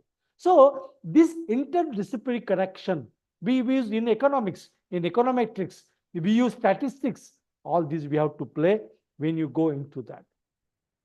And obviously, they required, being a science student, a ability to data analysis and interpretation. So how the data is to be analyzed and how to interpret. So cultivating analytical mindset, hands-on experimentation, interpreting the complex data, leveraging the technology. Now, herein we can use your laboratories, you can use your projects, you can use different competitions. Different competitions are happening at university level, Ashwamegh, lifetime, or any project competition, you can participate. And how the leveraging technology is possible, that we need to develop among the student. Interpreting the complex data, student can work into that whenever they go into that. Having learned about the skills required in liberal arts, in commerce and business management, and in science education, now the National Education Policy 2020 promote, foster interdisciplinary and multidisciplinary skills. Already we have discussed these skills, but then when students are exposed to such a type of curriculum, or underline, or very important statement I'm making, even today some of the university are in the stage of developing the interdisciplinary and multidisciplinary curriculum. Some universities. For such universities also, now we have to go with developing these skills. It is because of the need of the business and industry and the world of work. When I talk of the interdisciplinary and multidisciplinary approaches, of course, this was not my purpose of showing this slide, but I thought when I'm talking about these skills, I must very briefly mention you about interdisciplinary and multidisciplinary approaches. Interdisciplinary approaches combine multiple academic discipline to provide more comprehensive understanding of complex issues. Okay, so combine multiple academic discipline to provide more comprehensive understanding a complex issue in interdisciplinary. In multidisciplinary approaches involves the coordinated application of different disciplinary perspective to address a common problem or topic. And both approaches foster the integration of knowledge, innovative thinking, and the ability to tackle real world challenges from diverse angles. As in the previous discussion we discussed, if I talk of interdisciplinary in a liberal arts, giving just one example, sociology, political science, and economics, or sociology and psychology. These are the interdisciplinary approaches which help us to understand the complex issue. Example, the multidisciplinary approaches where my student of economics is solving the business economics, the marketing economics, the advertising economics. My student of electronics is developing different tools for commerce and business for the purpose of the developing the supply chain management. This is the multidisciplinary approach. You know very well, but I just wanted to share with you. Now, why it is important to have a multidisciplinary and interdisciplinary skills? It equips students with a broader, more adaptable skill set to tackle complex and real world problems. Foster critical thinking because he is working in interdisciplinary approach, multidisciplinary approach. Innovation and the ability to approach challenges from multiple perspectives. Is it? And prepare graduates for evolving job market that values cross-functional collaboration and interdisciplinary expertise. There are so many companies which foster interdisciplinary. There are so many companies, you know about that. They have, especially food and beverage company, they go in different sectors and they require people from the different discipline, interdisciplinary and multidisciplinary. That's why these skills are very important into that. Now, these critical thinking and problem solving, observation, analysis, inferences, communicating that, and troubleshooting, solving that problem. Okay.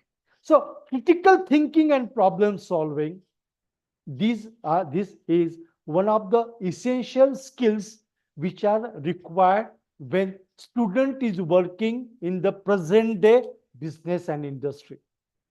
Okay. So by developing these versatile skills, graduates are equipped to tackle ambiguous and real world challenges. So a critical thinking and a problem solving, because they are interdisciplinary in nature, they are multidisciplinary in nature, and in that way it helps us to develop. So we need to develop among our students, and when we go talk of interdisciplinary and multidisciplinary, critical thinking and problem solving. Second is effective communication and collaboration. Because it is an interdisciplinary, not a disciplinary, multidisciplinary. Your domains are different, but you have to arrive at a solution. So it demands for strong communication and collaboration skills. So we need to develop the student to learn to articulate complex ideas clearly, listen actively, and work effectively in diverse teams. This ability we have to develop obviously through different project techniques, different activities, giving them experiences into that. And we can then develop a good ability to bridge the disciplinary divide and synthesize the knowledge and arrive at collective solution. So this effective communication and collaboration is essential skill when we develop into that. Obviously, it talks with adapting and flexibility because it is interdisciplinary, it is multidisciplinary. So we have to have a to student to adapt to the evolving circumstances and accept new challenges to come out with the solution. And that's why the versatility of collaboration is important. And obviously, as we discuss, resourcefulness and resilience is very important. So our student, we need to foster resilience, enabling student to overcome the obstacles and find creative solutions by drawing upon the knowledge and skill from multiple domains. This is very important. As I told you, we work on the diverse nature. Even not today, but many times the world is a multidisciplinary market where our students and graduates are working. So they should not get, they should take good, they should have a patience, they should have a courage, and they should have a attitude to move towards the success. And that resilience attitude we need to develop into the student. I'm not going to focus much on this slide, but as we discuss here also we talk about ethical reasoning and decision making. As we discussed earlier, only difference is that here we talk about interdisciplinary teams and multidisciplinary teams. In the present context, the morals and ethicals covered in the respective curriculum, relevant curriculum, may differ from each other. And for that reason, the moral framework has to properly dealt with taking into the consideration the interdisciplinary and multidisciplinary approach, develop an attitude of taking social responsibility, professional integrity, and have a proper judgment into that. And for that, we have to have a very integrating and knowledge across the discipline. This is where we have to develop an ability among the students. Okay? Holistic perspective.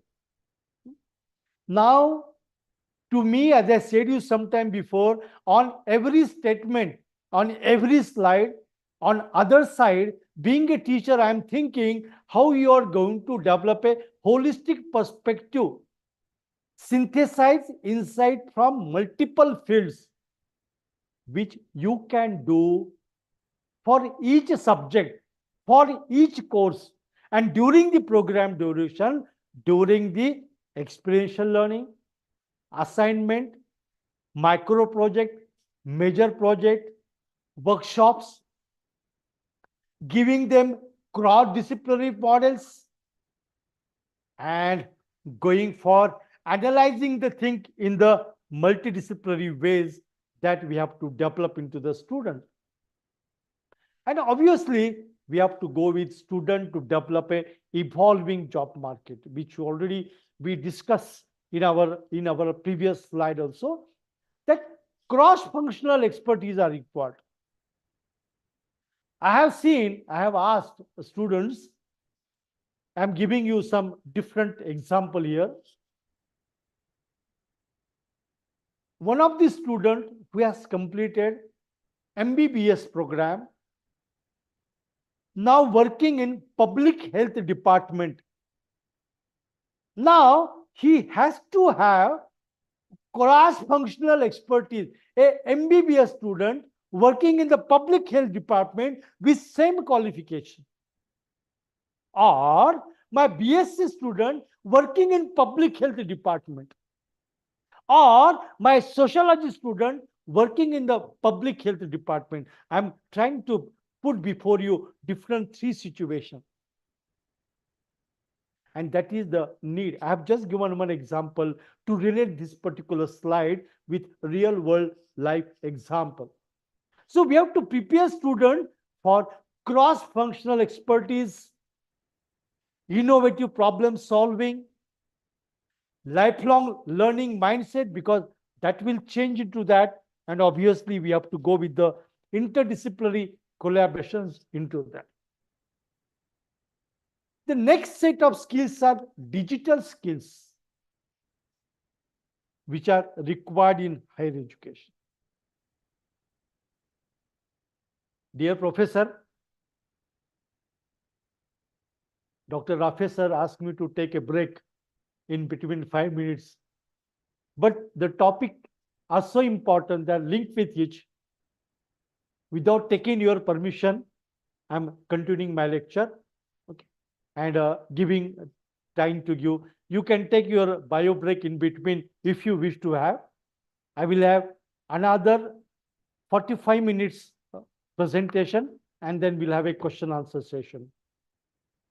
Now, coming with the digital skills and higher education. These skills are multidisciplinary skills, interdisciplinary, irrespective of the domain. Liberal arts, commerce and business management, or it may be a science and technology, any faculty for that matter, we have to develop digital skills in higher education. Now, when we go for the digital skills for liberal arts faculties,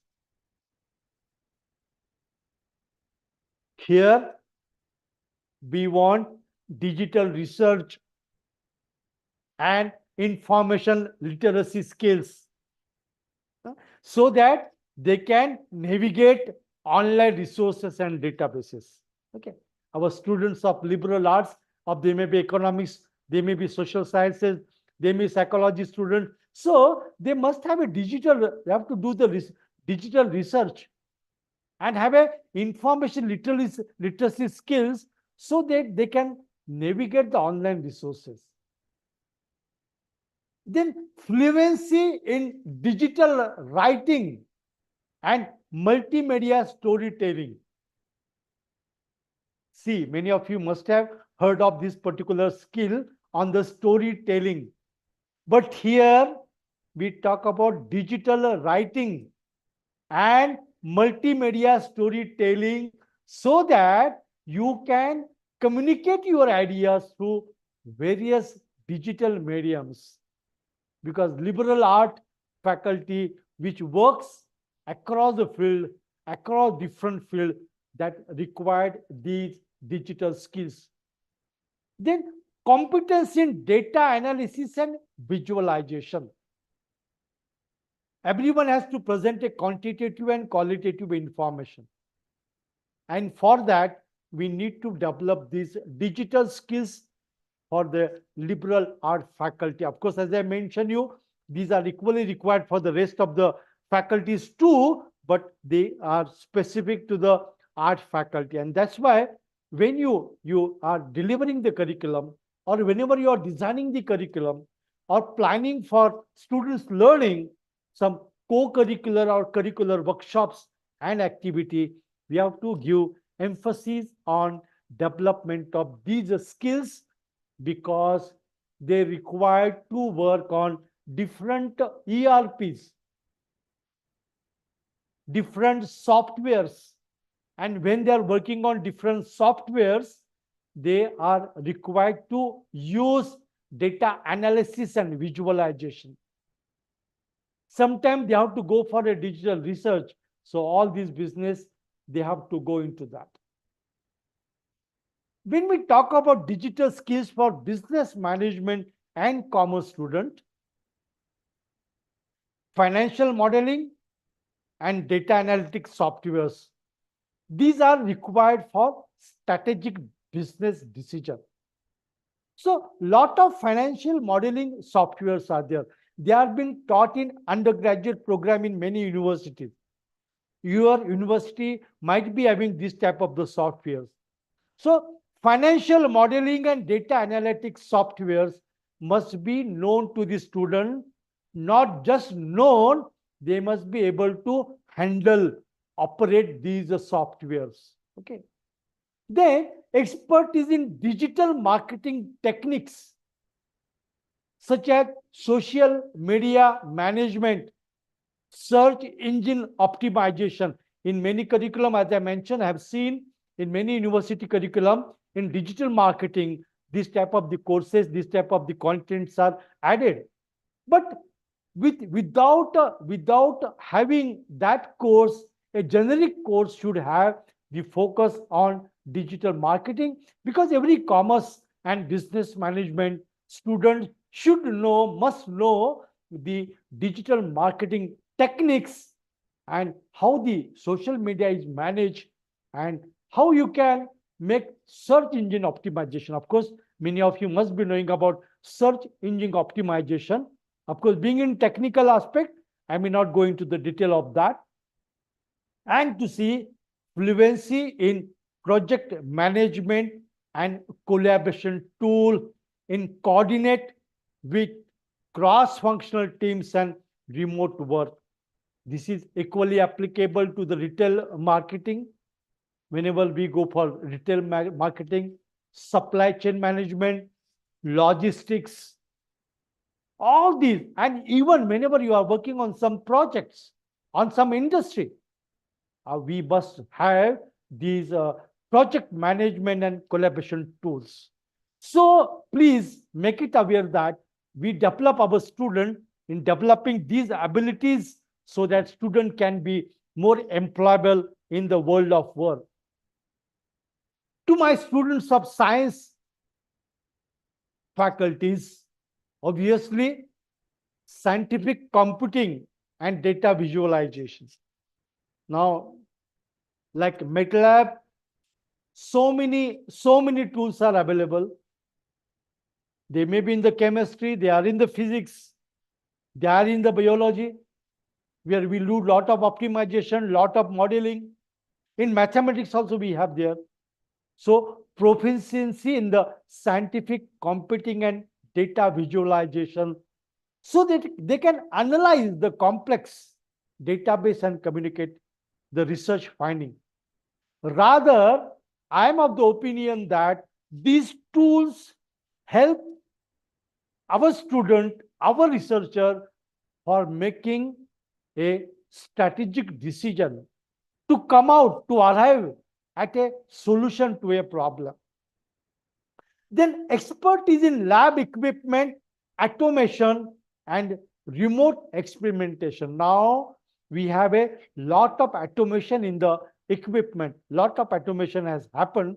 Earlier, we used to use a simple or 2-3 equipment, but because of sensor technology, because of not only robotics, but because of electronics and automation, lot of logical controllers, you have found that the lab equipment automation is being happening. And lot of remote experimentation has been done. And today, we should have a digital skills for this science about what are those automations are happening. And obviously, I know that the university may have these equipment, set of equipments. I recently visited one university. There have said a very state-of-art of DNA laboratory. It is especially making a separate specific mention of Dr. Babasaheb Ambedkar Marathwada University. Their DNA laboratory is so excellently, fully automated. But our higher education institution, which is located in rural or sometimes semi and urban may not be having this type of the exposure. We need to give and develop these abilities. And obviously, fluency in scientific writing and digital publishing platform. Lot of We know that lot of publishing platforms are there which are digitally available, and they must be able to utilize that into that. And these are students who are working into that must be able to work into that. When we talk of these, obviously, the for all these sectors, all these, they may be arts students, commerce students, or science students. Collaboration and communication tool. When we work on the projects, we have a lot of data, lot of give and take. We deal with different issues, we tackle different issues. We have a lot of file sharing. And for all these, we required collaboration and communication tools.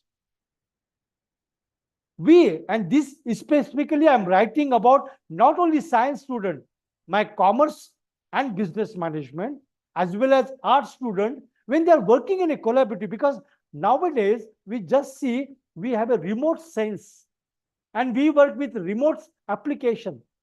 And when we work in a remote application, different partners are sitting at different situation, places of different discipline. And we have to, when we are managing, working on project, we require lot of give and take, lot of issues to be resolved, and lot of information file sharing is happening. So our student must have a good skills of collaboration and communication with the students of our students. So very powerful tools which can be used in while dealing with projects and development. Digital content creation and curation. This is required in the digital marketing. It is required in liberal arts also, and it is required in sciences also. So our students should have a digital skills of content creation. How you can create a content with a multimedia skills and develop the videos, podcast, interactive infographics that must be shared and taught to the student. I know that few curriculums, especially science curriculum, and which are inclined to the information technology deals with that.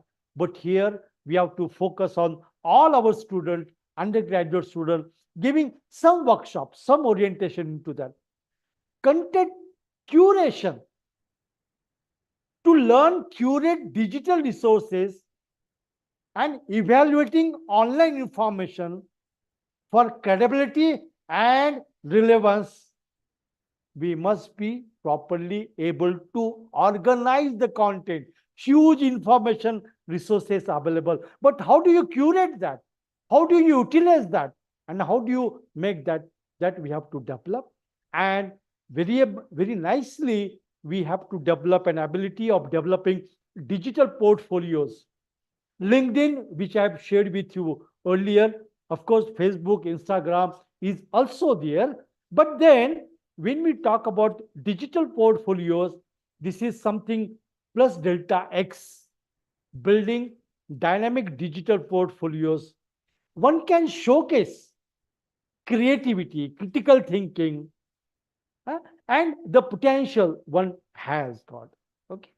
And obviously, when we work online, like today we are working in an online mode to utilize the work online, to use social media, to use different digital platform, because there are n number of digital platforms, and that one should be able to use. And as I told you, this digital content creation and curation is again a digital skill which we require to develop across the discipline. And obviously, one has to have a skill of cyber security and privacy awareness. To all my undergraduates, Our purpose of sharing, discussing these digital skills is that digital skills are essential for higher education students undergoing undergraduate and postgraduate. We have seen different type of the skills. In aligning with that, one should have a very important cyber security and privacy awareness. And we know, we experience that so many cases are happening because of the we are not maintaining the privacy, and we are not responding or quite aware of cyber security. So online safety practices, which doesn't require much explanation at this time, I know. Data privacy and protection, going beyond password, developing the personal information and certain policies, so that the multiple policies, so that the privacy is maintained, and so is to say having a responsible digital citizenship. So how to behave on the online, how to avoid spreading misinformation, and respect the privacy and security of others. We and every one of us know that as student, they are not demonstrating this responsibility. We need to equally train them, educate them, and create an awareness about using this. And no doubt, there are huge threats and the trends are happening on which we have to talk to our students. So, a cyber security. Now, when I talk about these digital skills, again, the student of arts, languages, education, commerce, science, everyone, when we talk, when we have to mention about that, these skills are no, though not in curriculum, new curriculum, you should try to incorporate, or an add-on or value added should be developed, because these are the current needs and high demand by the industry. And of course, these lot of things are happening, changes are there in the software and hardware, where we have to go into that. Now, coming to the life skills in higher education.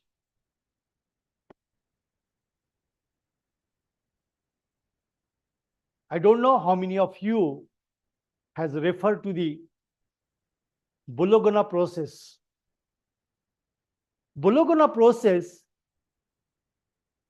is one such where initially for European countries and after globalization, for the internationally, it was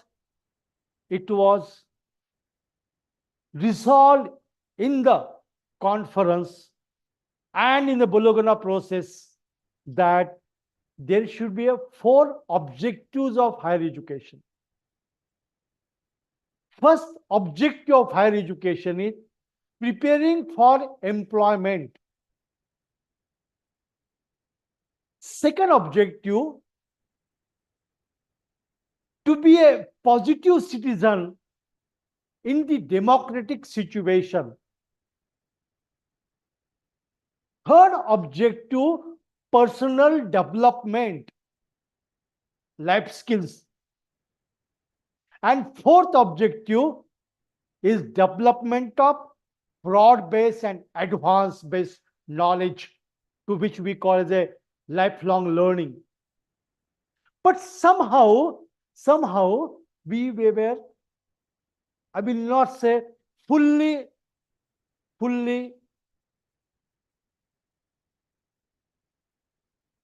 couldn't reach these objectives, could not satisfy these objectives. And since we are discussing of the National Education Policy 2020, which talks of the holistic development, which talks about, many of you must have read and discussed the vision of our National Education Policy 2020, a vibrant knowledge society, which is not only have good knowledge and competency, but have a integrity, humanity, and to be a global citizens. I'm just picking up the some key points of the vision statement of stated in National Education Policy 2020. Somehow, since I'm in the field of education from last 40 years, there was many time a blame game whether these skills should be developed in the school education or in the higher education. But without going to that debate, we have to focus that yes, Bologna process, which was internationally accepted, that it says that yes, personal development is one of the objective of higher education. Why NSS? Why NCC? Why Red Cross? Why outreach activity? Why social responsibility? Why gender sensitization? All these aspects, and that we need to develop. And hence, understanding the life skills is very important. Developing positive social skills, work ethics, good human development. So life skills encompasses broad range of personal, social, all practical, professional, which will really empower individual to navigate the complexities in the life. These are the skills which are beyond academic knowledge, equipping students to think critically, communicate effectively, adapting to the challenging situation, confidence, courage, stress, conflict, all these life skills are to be developed into that. And that's why we have to see that all our students, when they go into that, so obviously, critical thinking and problem solving. I will not focus this slide in detail because already we have discussed this in detail. But then, when we talk about life skills, generic skills, our student must have an ability to analyze the information from multiple perspectives, identify what are the underlying assumptions, what are the biases, and apply both divergent and convergent thinking to generate innovative solutions and enhance decision-making capacity. So, my dear professors, somewhere in future, we require to demonstrate these abilities among the students across the program so that student can develop effective communication and interpersonal skills. Already we discussed in the different domains in different discussion. But here, pinpointedly, I have mentioned develop active listening skills to fully understand and respond to others' perspective. Cultivate clear and concise verbal communication, tailoring message to diverse audience, and enhance very important non-verbal communication abilities using body languages and tone to convey ideas effectively. Somewhere we find that this might be we taught in English, not in English literature as such, but when we talk of communicative English course as such. But then, if my students, graduates are going to be world in the tomorrow's world, today's world, we have to have a very effective communication and interpersonal skills. And when we talk about interpersonal skills, listening skills, presenting skills, responding to the other's perspective,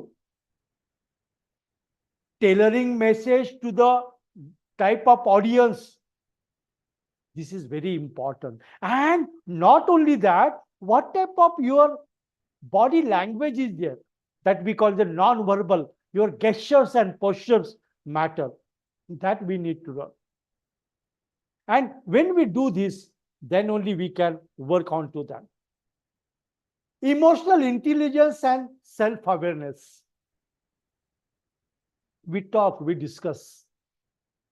But to talk of employability or to retain or to gain, because when people work in the industry or business or in a situation where the work experiences are diverse in nature, lot of complexity is there, lot of competitions are there, the emotional intelligence and self-awareness is important. So we need to develop self-awareness to understand one's emotional strengths and weaknesses. Otherwise, I have seen number one case, graduates quitting the job within a month. Number two, graduates jumping on job. Third, very frustrated, don't know where to go. Because that we have not created our education process, have to create a self-awareness among the students and a safe emotional strength. What are my emotional strengths? What are my weaknesses? And we need to work on to that. And one should have to cultivate empathy to recognize and appreciate the feelings of others' perspective. Don't go on forcing your own ideas. Listen them, appreciate them, negotiate with them. They need to teach the life and work is not so easy. My degree will give me job. It will give me a salary. But for the sustenance in my personal life and career, I have to have a good empathy and emotional regulations depending upon the challenges and resilience of the organization. Their cultures are different, so we have to have a proper, and this need to develop. And very well, as I said to you, every time we have to think that how while teaching the course, while giving the examples and non-examples, through workshops, through case studies, we can develop this type of the ability among the students. Adaptability and resilience, which we have already discussed. Growth mindset. Chalo. We have seen one movie, Laksh. We have to target our career life and our life goal. Both life goals and career goals are to be attached, and for that we require growth mindset. We generally, my dear professors, in many forums I say that even to you and me, we are teachers, we are professors doing enough, sufficient good work in our institution. We are called as a noble profession. But we also require to focus on our personal development and to be very specific, our hobbies. I must know what are my hobbies. I must enjoy the life. When I'm talking to you from last 2.5 hours, I am somewhere thinking, yeah, all my professors are bored up or what? Because so many skill sets are to be developed. Lot of challenges are there. And how the teachers are going to manage? Teachers can manage. It's a noble profession. As APJ Abdul Kalam says, teacher has got that potential to empower the future generation. But repeatedly, I say in many such a type of forum, I want my teacher to take care of yourself, maintain your hobby, enjoy life. You are the role model for your student, your family, your society. And that's why, and that is how it is going to demonstrate the adaptability and resilience to practice self-care and seeking support and based on the feedback. So all that we have to develop amongst our student into that. Time organization, management, and organization. It's very important point that when we work in an organization, like to say, like to mention and state that when we work in the organization, there's a mission and vision for the organization. There are certain core values, there are certain policies, and time management, then organizational habits, which we call as a core values, mission and vision. What are their goals? And that's why we must learn to manage the time and the crust of the organization. We need to develop, we need to demonstrate. Our student must know how the mission and vision of the organization matters, that culture matters in your, not only in the company's prospectus, but our own development, our own growth. And that has to be developed as a culture when students work onto that. Financial literacy and budgeting, not, I'm again repeating, not only for the organization for whom you are working, but also for yourself. You go for SIP, you go for mutual funds, you go for share market, you go for fixed deposit, you do any investment, but you must have a financial literacy and budgeting so that your life goals and career goals are matched. So, developing an understanding of personal finance principles, saving, investing, managing debates, maintaining monthly budget, tracking expenses, and using money management tools. This must be taught in some of the, one expert lecture is sufficient. A good motivated expert will help, but we want to develop these skills to make them develop in the work. Leadership and teamwork. This leadership and teamwork are important because when you work,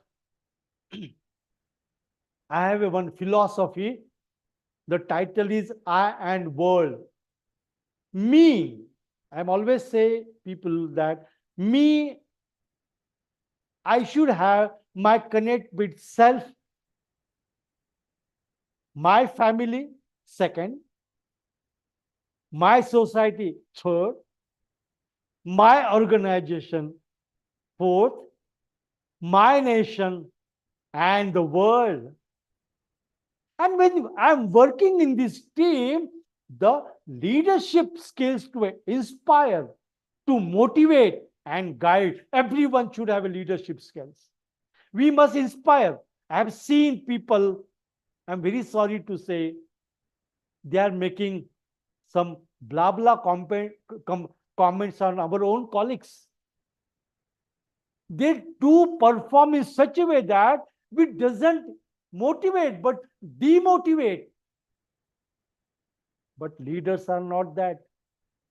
And for developing our country, for developing our nation, our all graduate, postgraduate researchers, we have to develop a leadership skills. Everybody is important. Everybody is having the potential. Tell them, we can do something in your life. And from that way, we have to work. Then practice collaborative problem solving. And conflict resolution. When you work in a team, there are conflict, and you must have a interpersonal relationship so that the stress can be resolved and conflict can be also resolved. So managing trust and resolving the conflict, we require a good teamwork, good effective communication skill, interpersonal skills, and there we require leadership skills among the students. Of course, you can have the develop these life skills into the curriculum through different way. You can have some particular skills onto the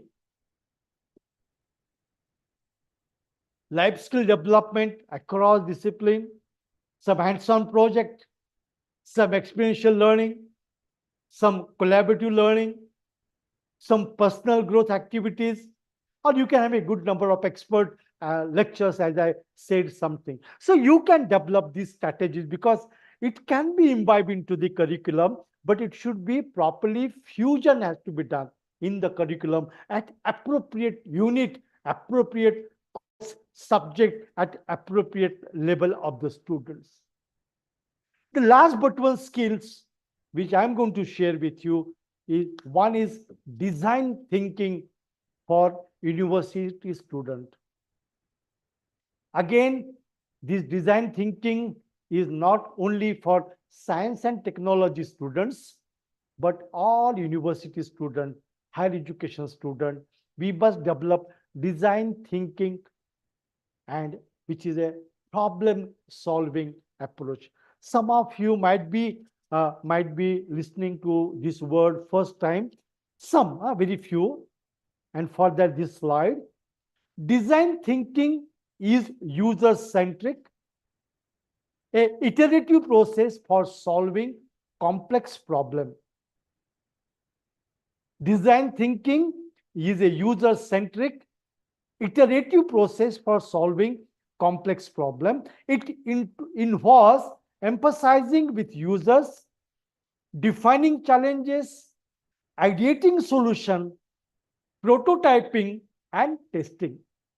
This approach encourages creativity, collaboration, and willingness to experiment and learn from failures.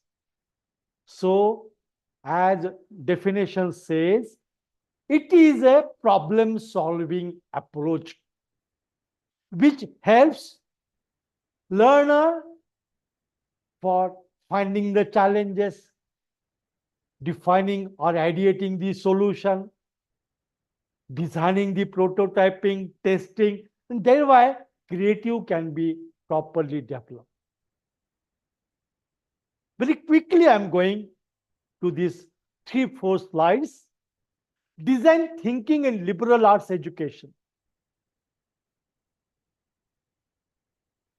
Here you can be very well emphasized student with a multiple perspective, with a hands-on experience, and for prototype iteration. So as we discussed in the very beginning about the social problems, social case studies, economic case studies, historical case studies, in language case studies, you can properly develop a design thinking abilities where student can have proper work onto that. In the design thinking in business management and commerce, you can nurture among the student through a good curriculum course or delivery model which will help student to develop innovative problem solving in developing a business model or a marketing model or a financial model.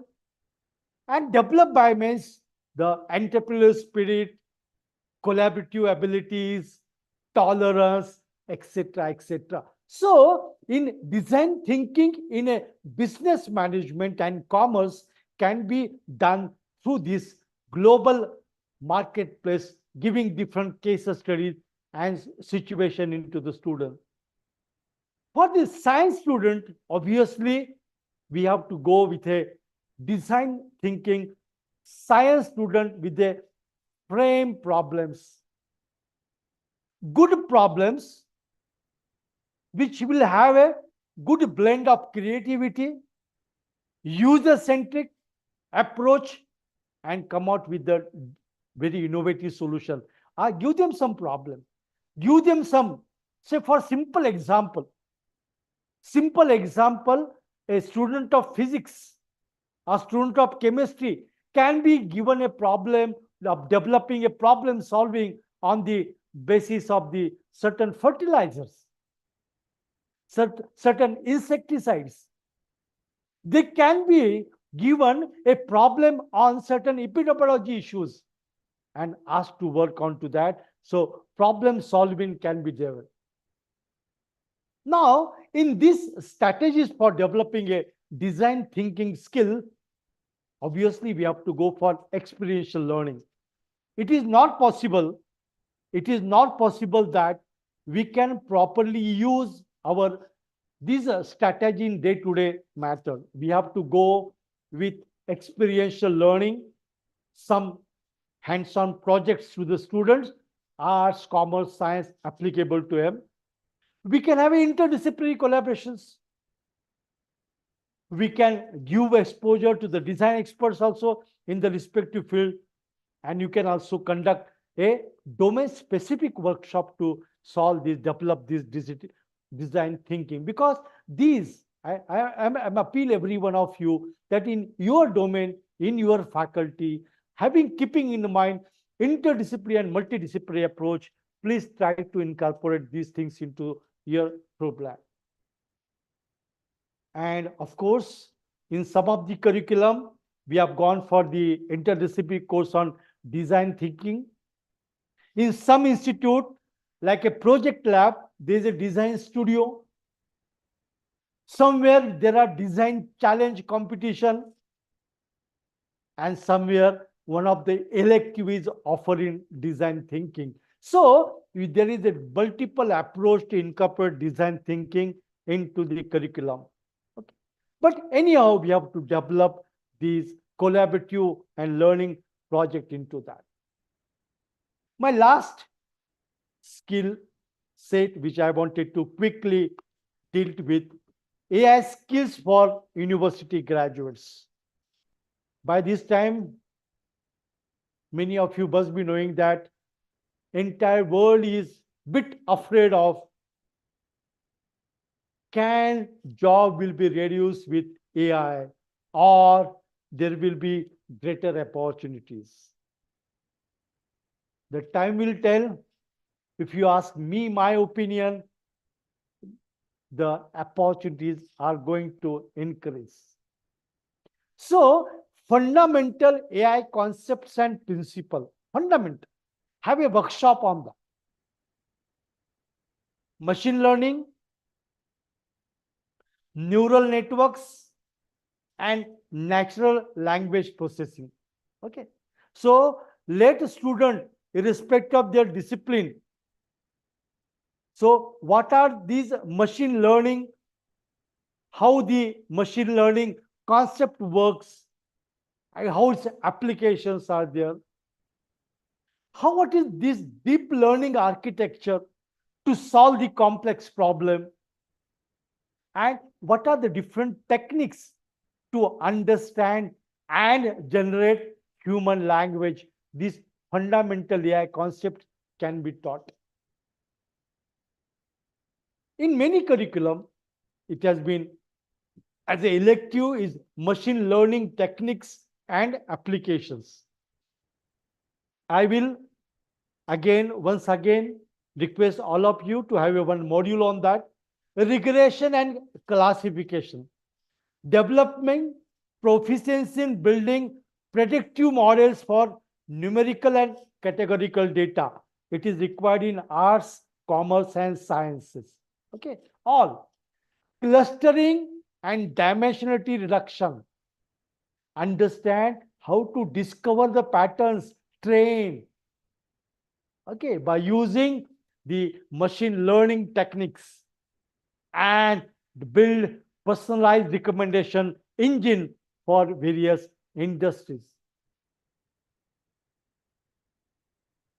natural language processing and understanding, how the text is processed, what is tokenization, what is streaming, all this concept, how the sentiment analysis, how the data is to be interpreted, how the customer reviews are to be interpreted, how the social media post is to be analyzed, how the so sentiment analysis, and then developing a system that can understand and respond to the natural language questions.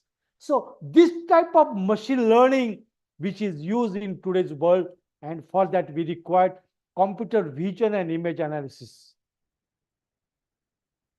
How you go for image classification, infographics, which I told to you sometime before, classify images into predefined categories, object detections, semantic segmentation, image generation. These are now become interdisciplinary and multidisciplinary languages. Some basic fundamental has to be given into that.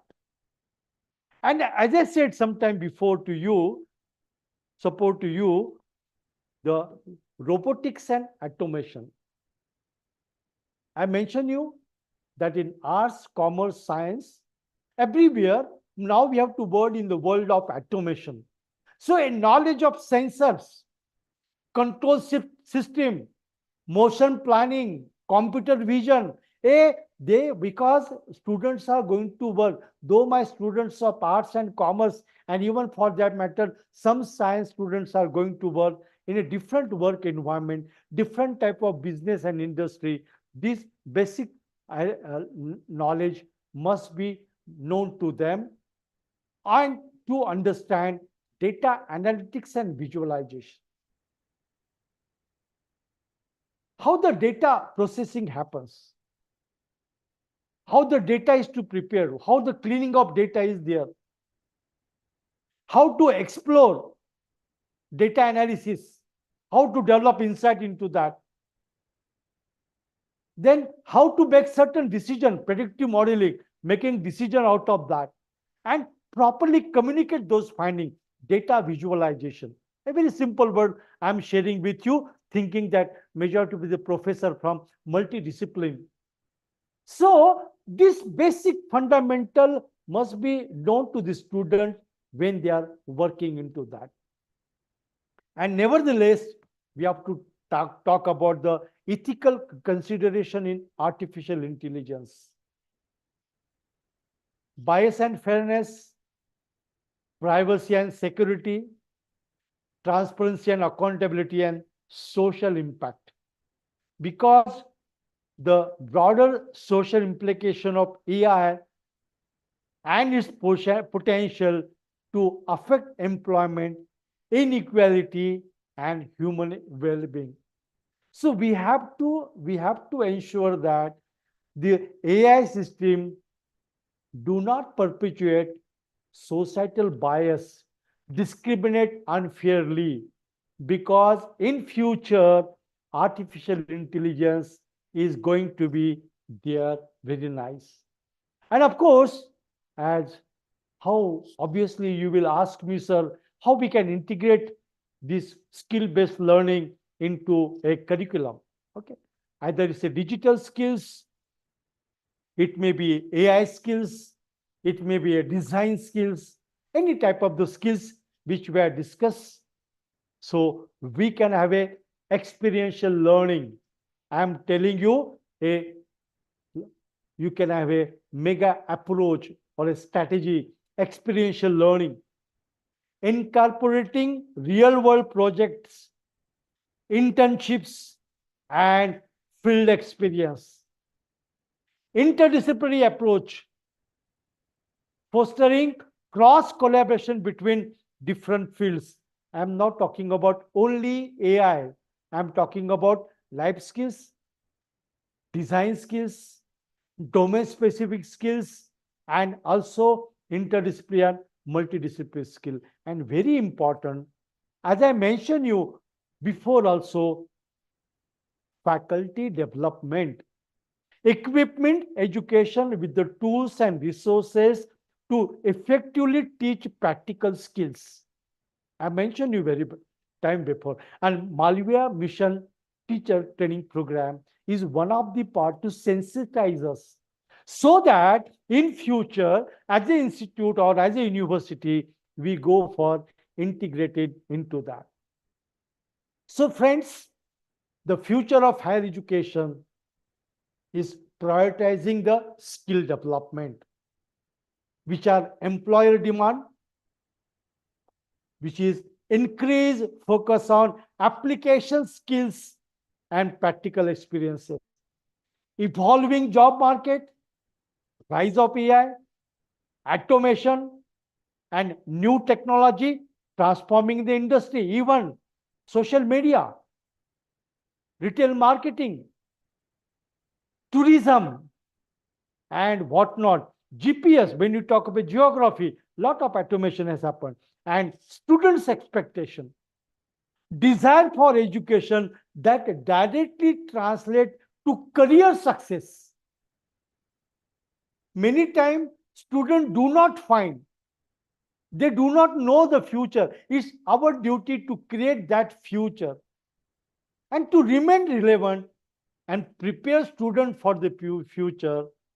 Our higher education must prioritize the development of practical in-demand skill along with traditional academic curriculum. This is very, very important.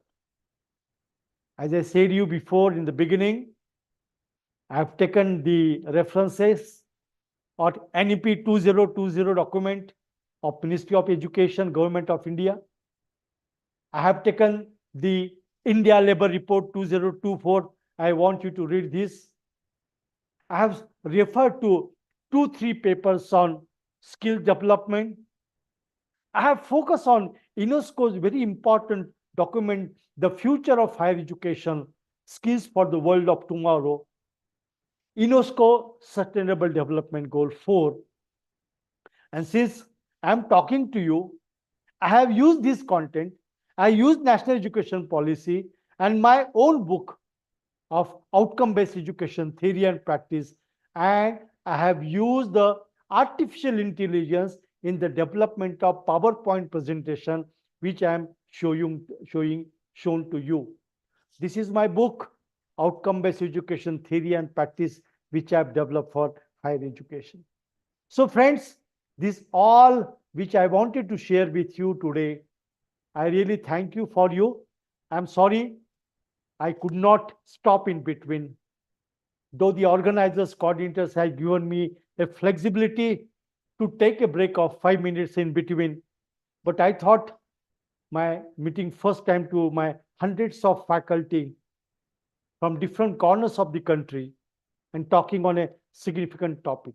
Okay, I will invite few questions if you have. I think there's a lot of things in the chat box.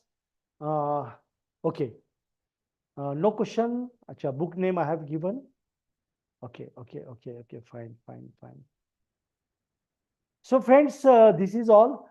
This is what all I wanted to really work and share with you on the for you all.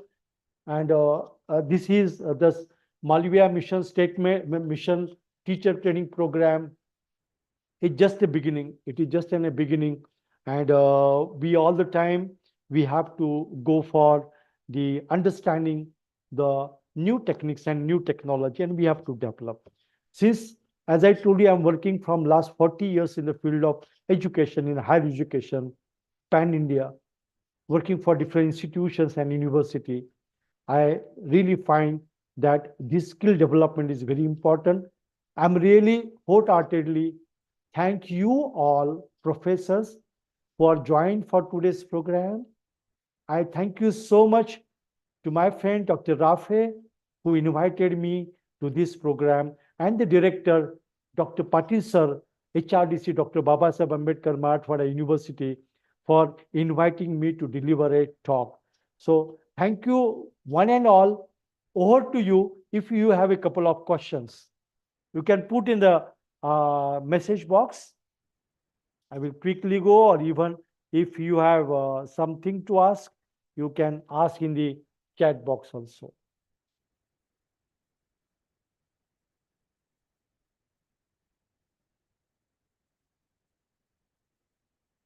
Yes? No questions? No doubt?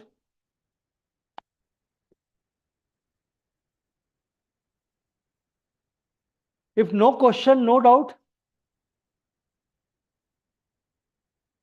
Okay, you want me to share?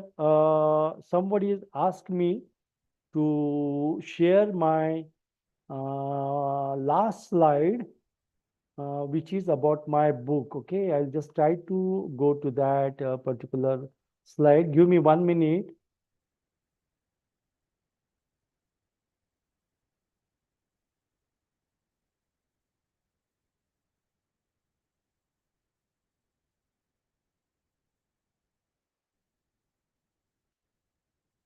Oh, sorry. No, I'll go quickly. I'll go quickly to the book which I have mentioned to you is on my outcome-based education theory and practice, which will be useful for the higher education, where I talk about the different domains of learning. Today, I didn't talk you on the domains of learning, the psychomotor domain, but I will share with you whenever I get an opportunity sometime later to work on this. So my book is,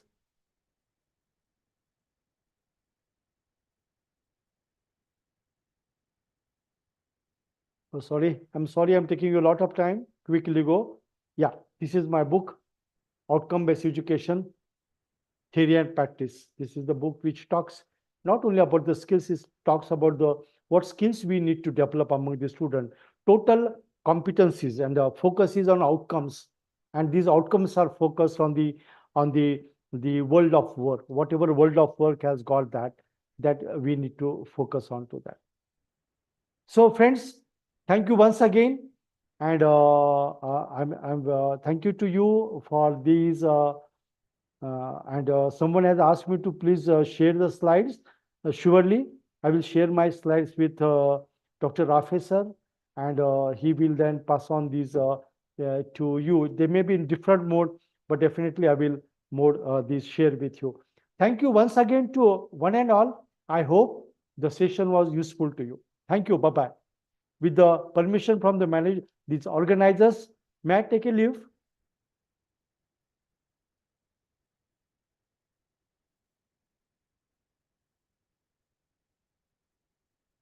Yes, Rafe sir.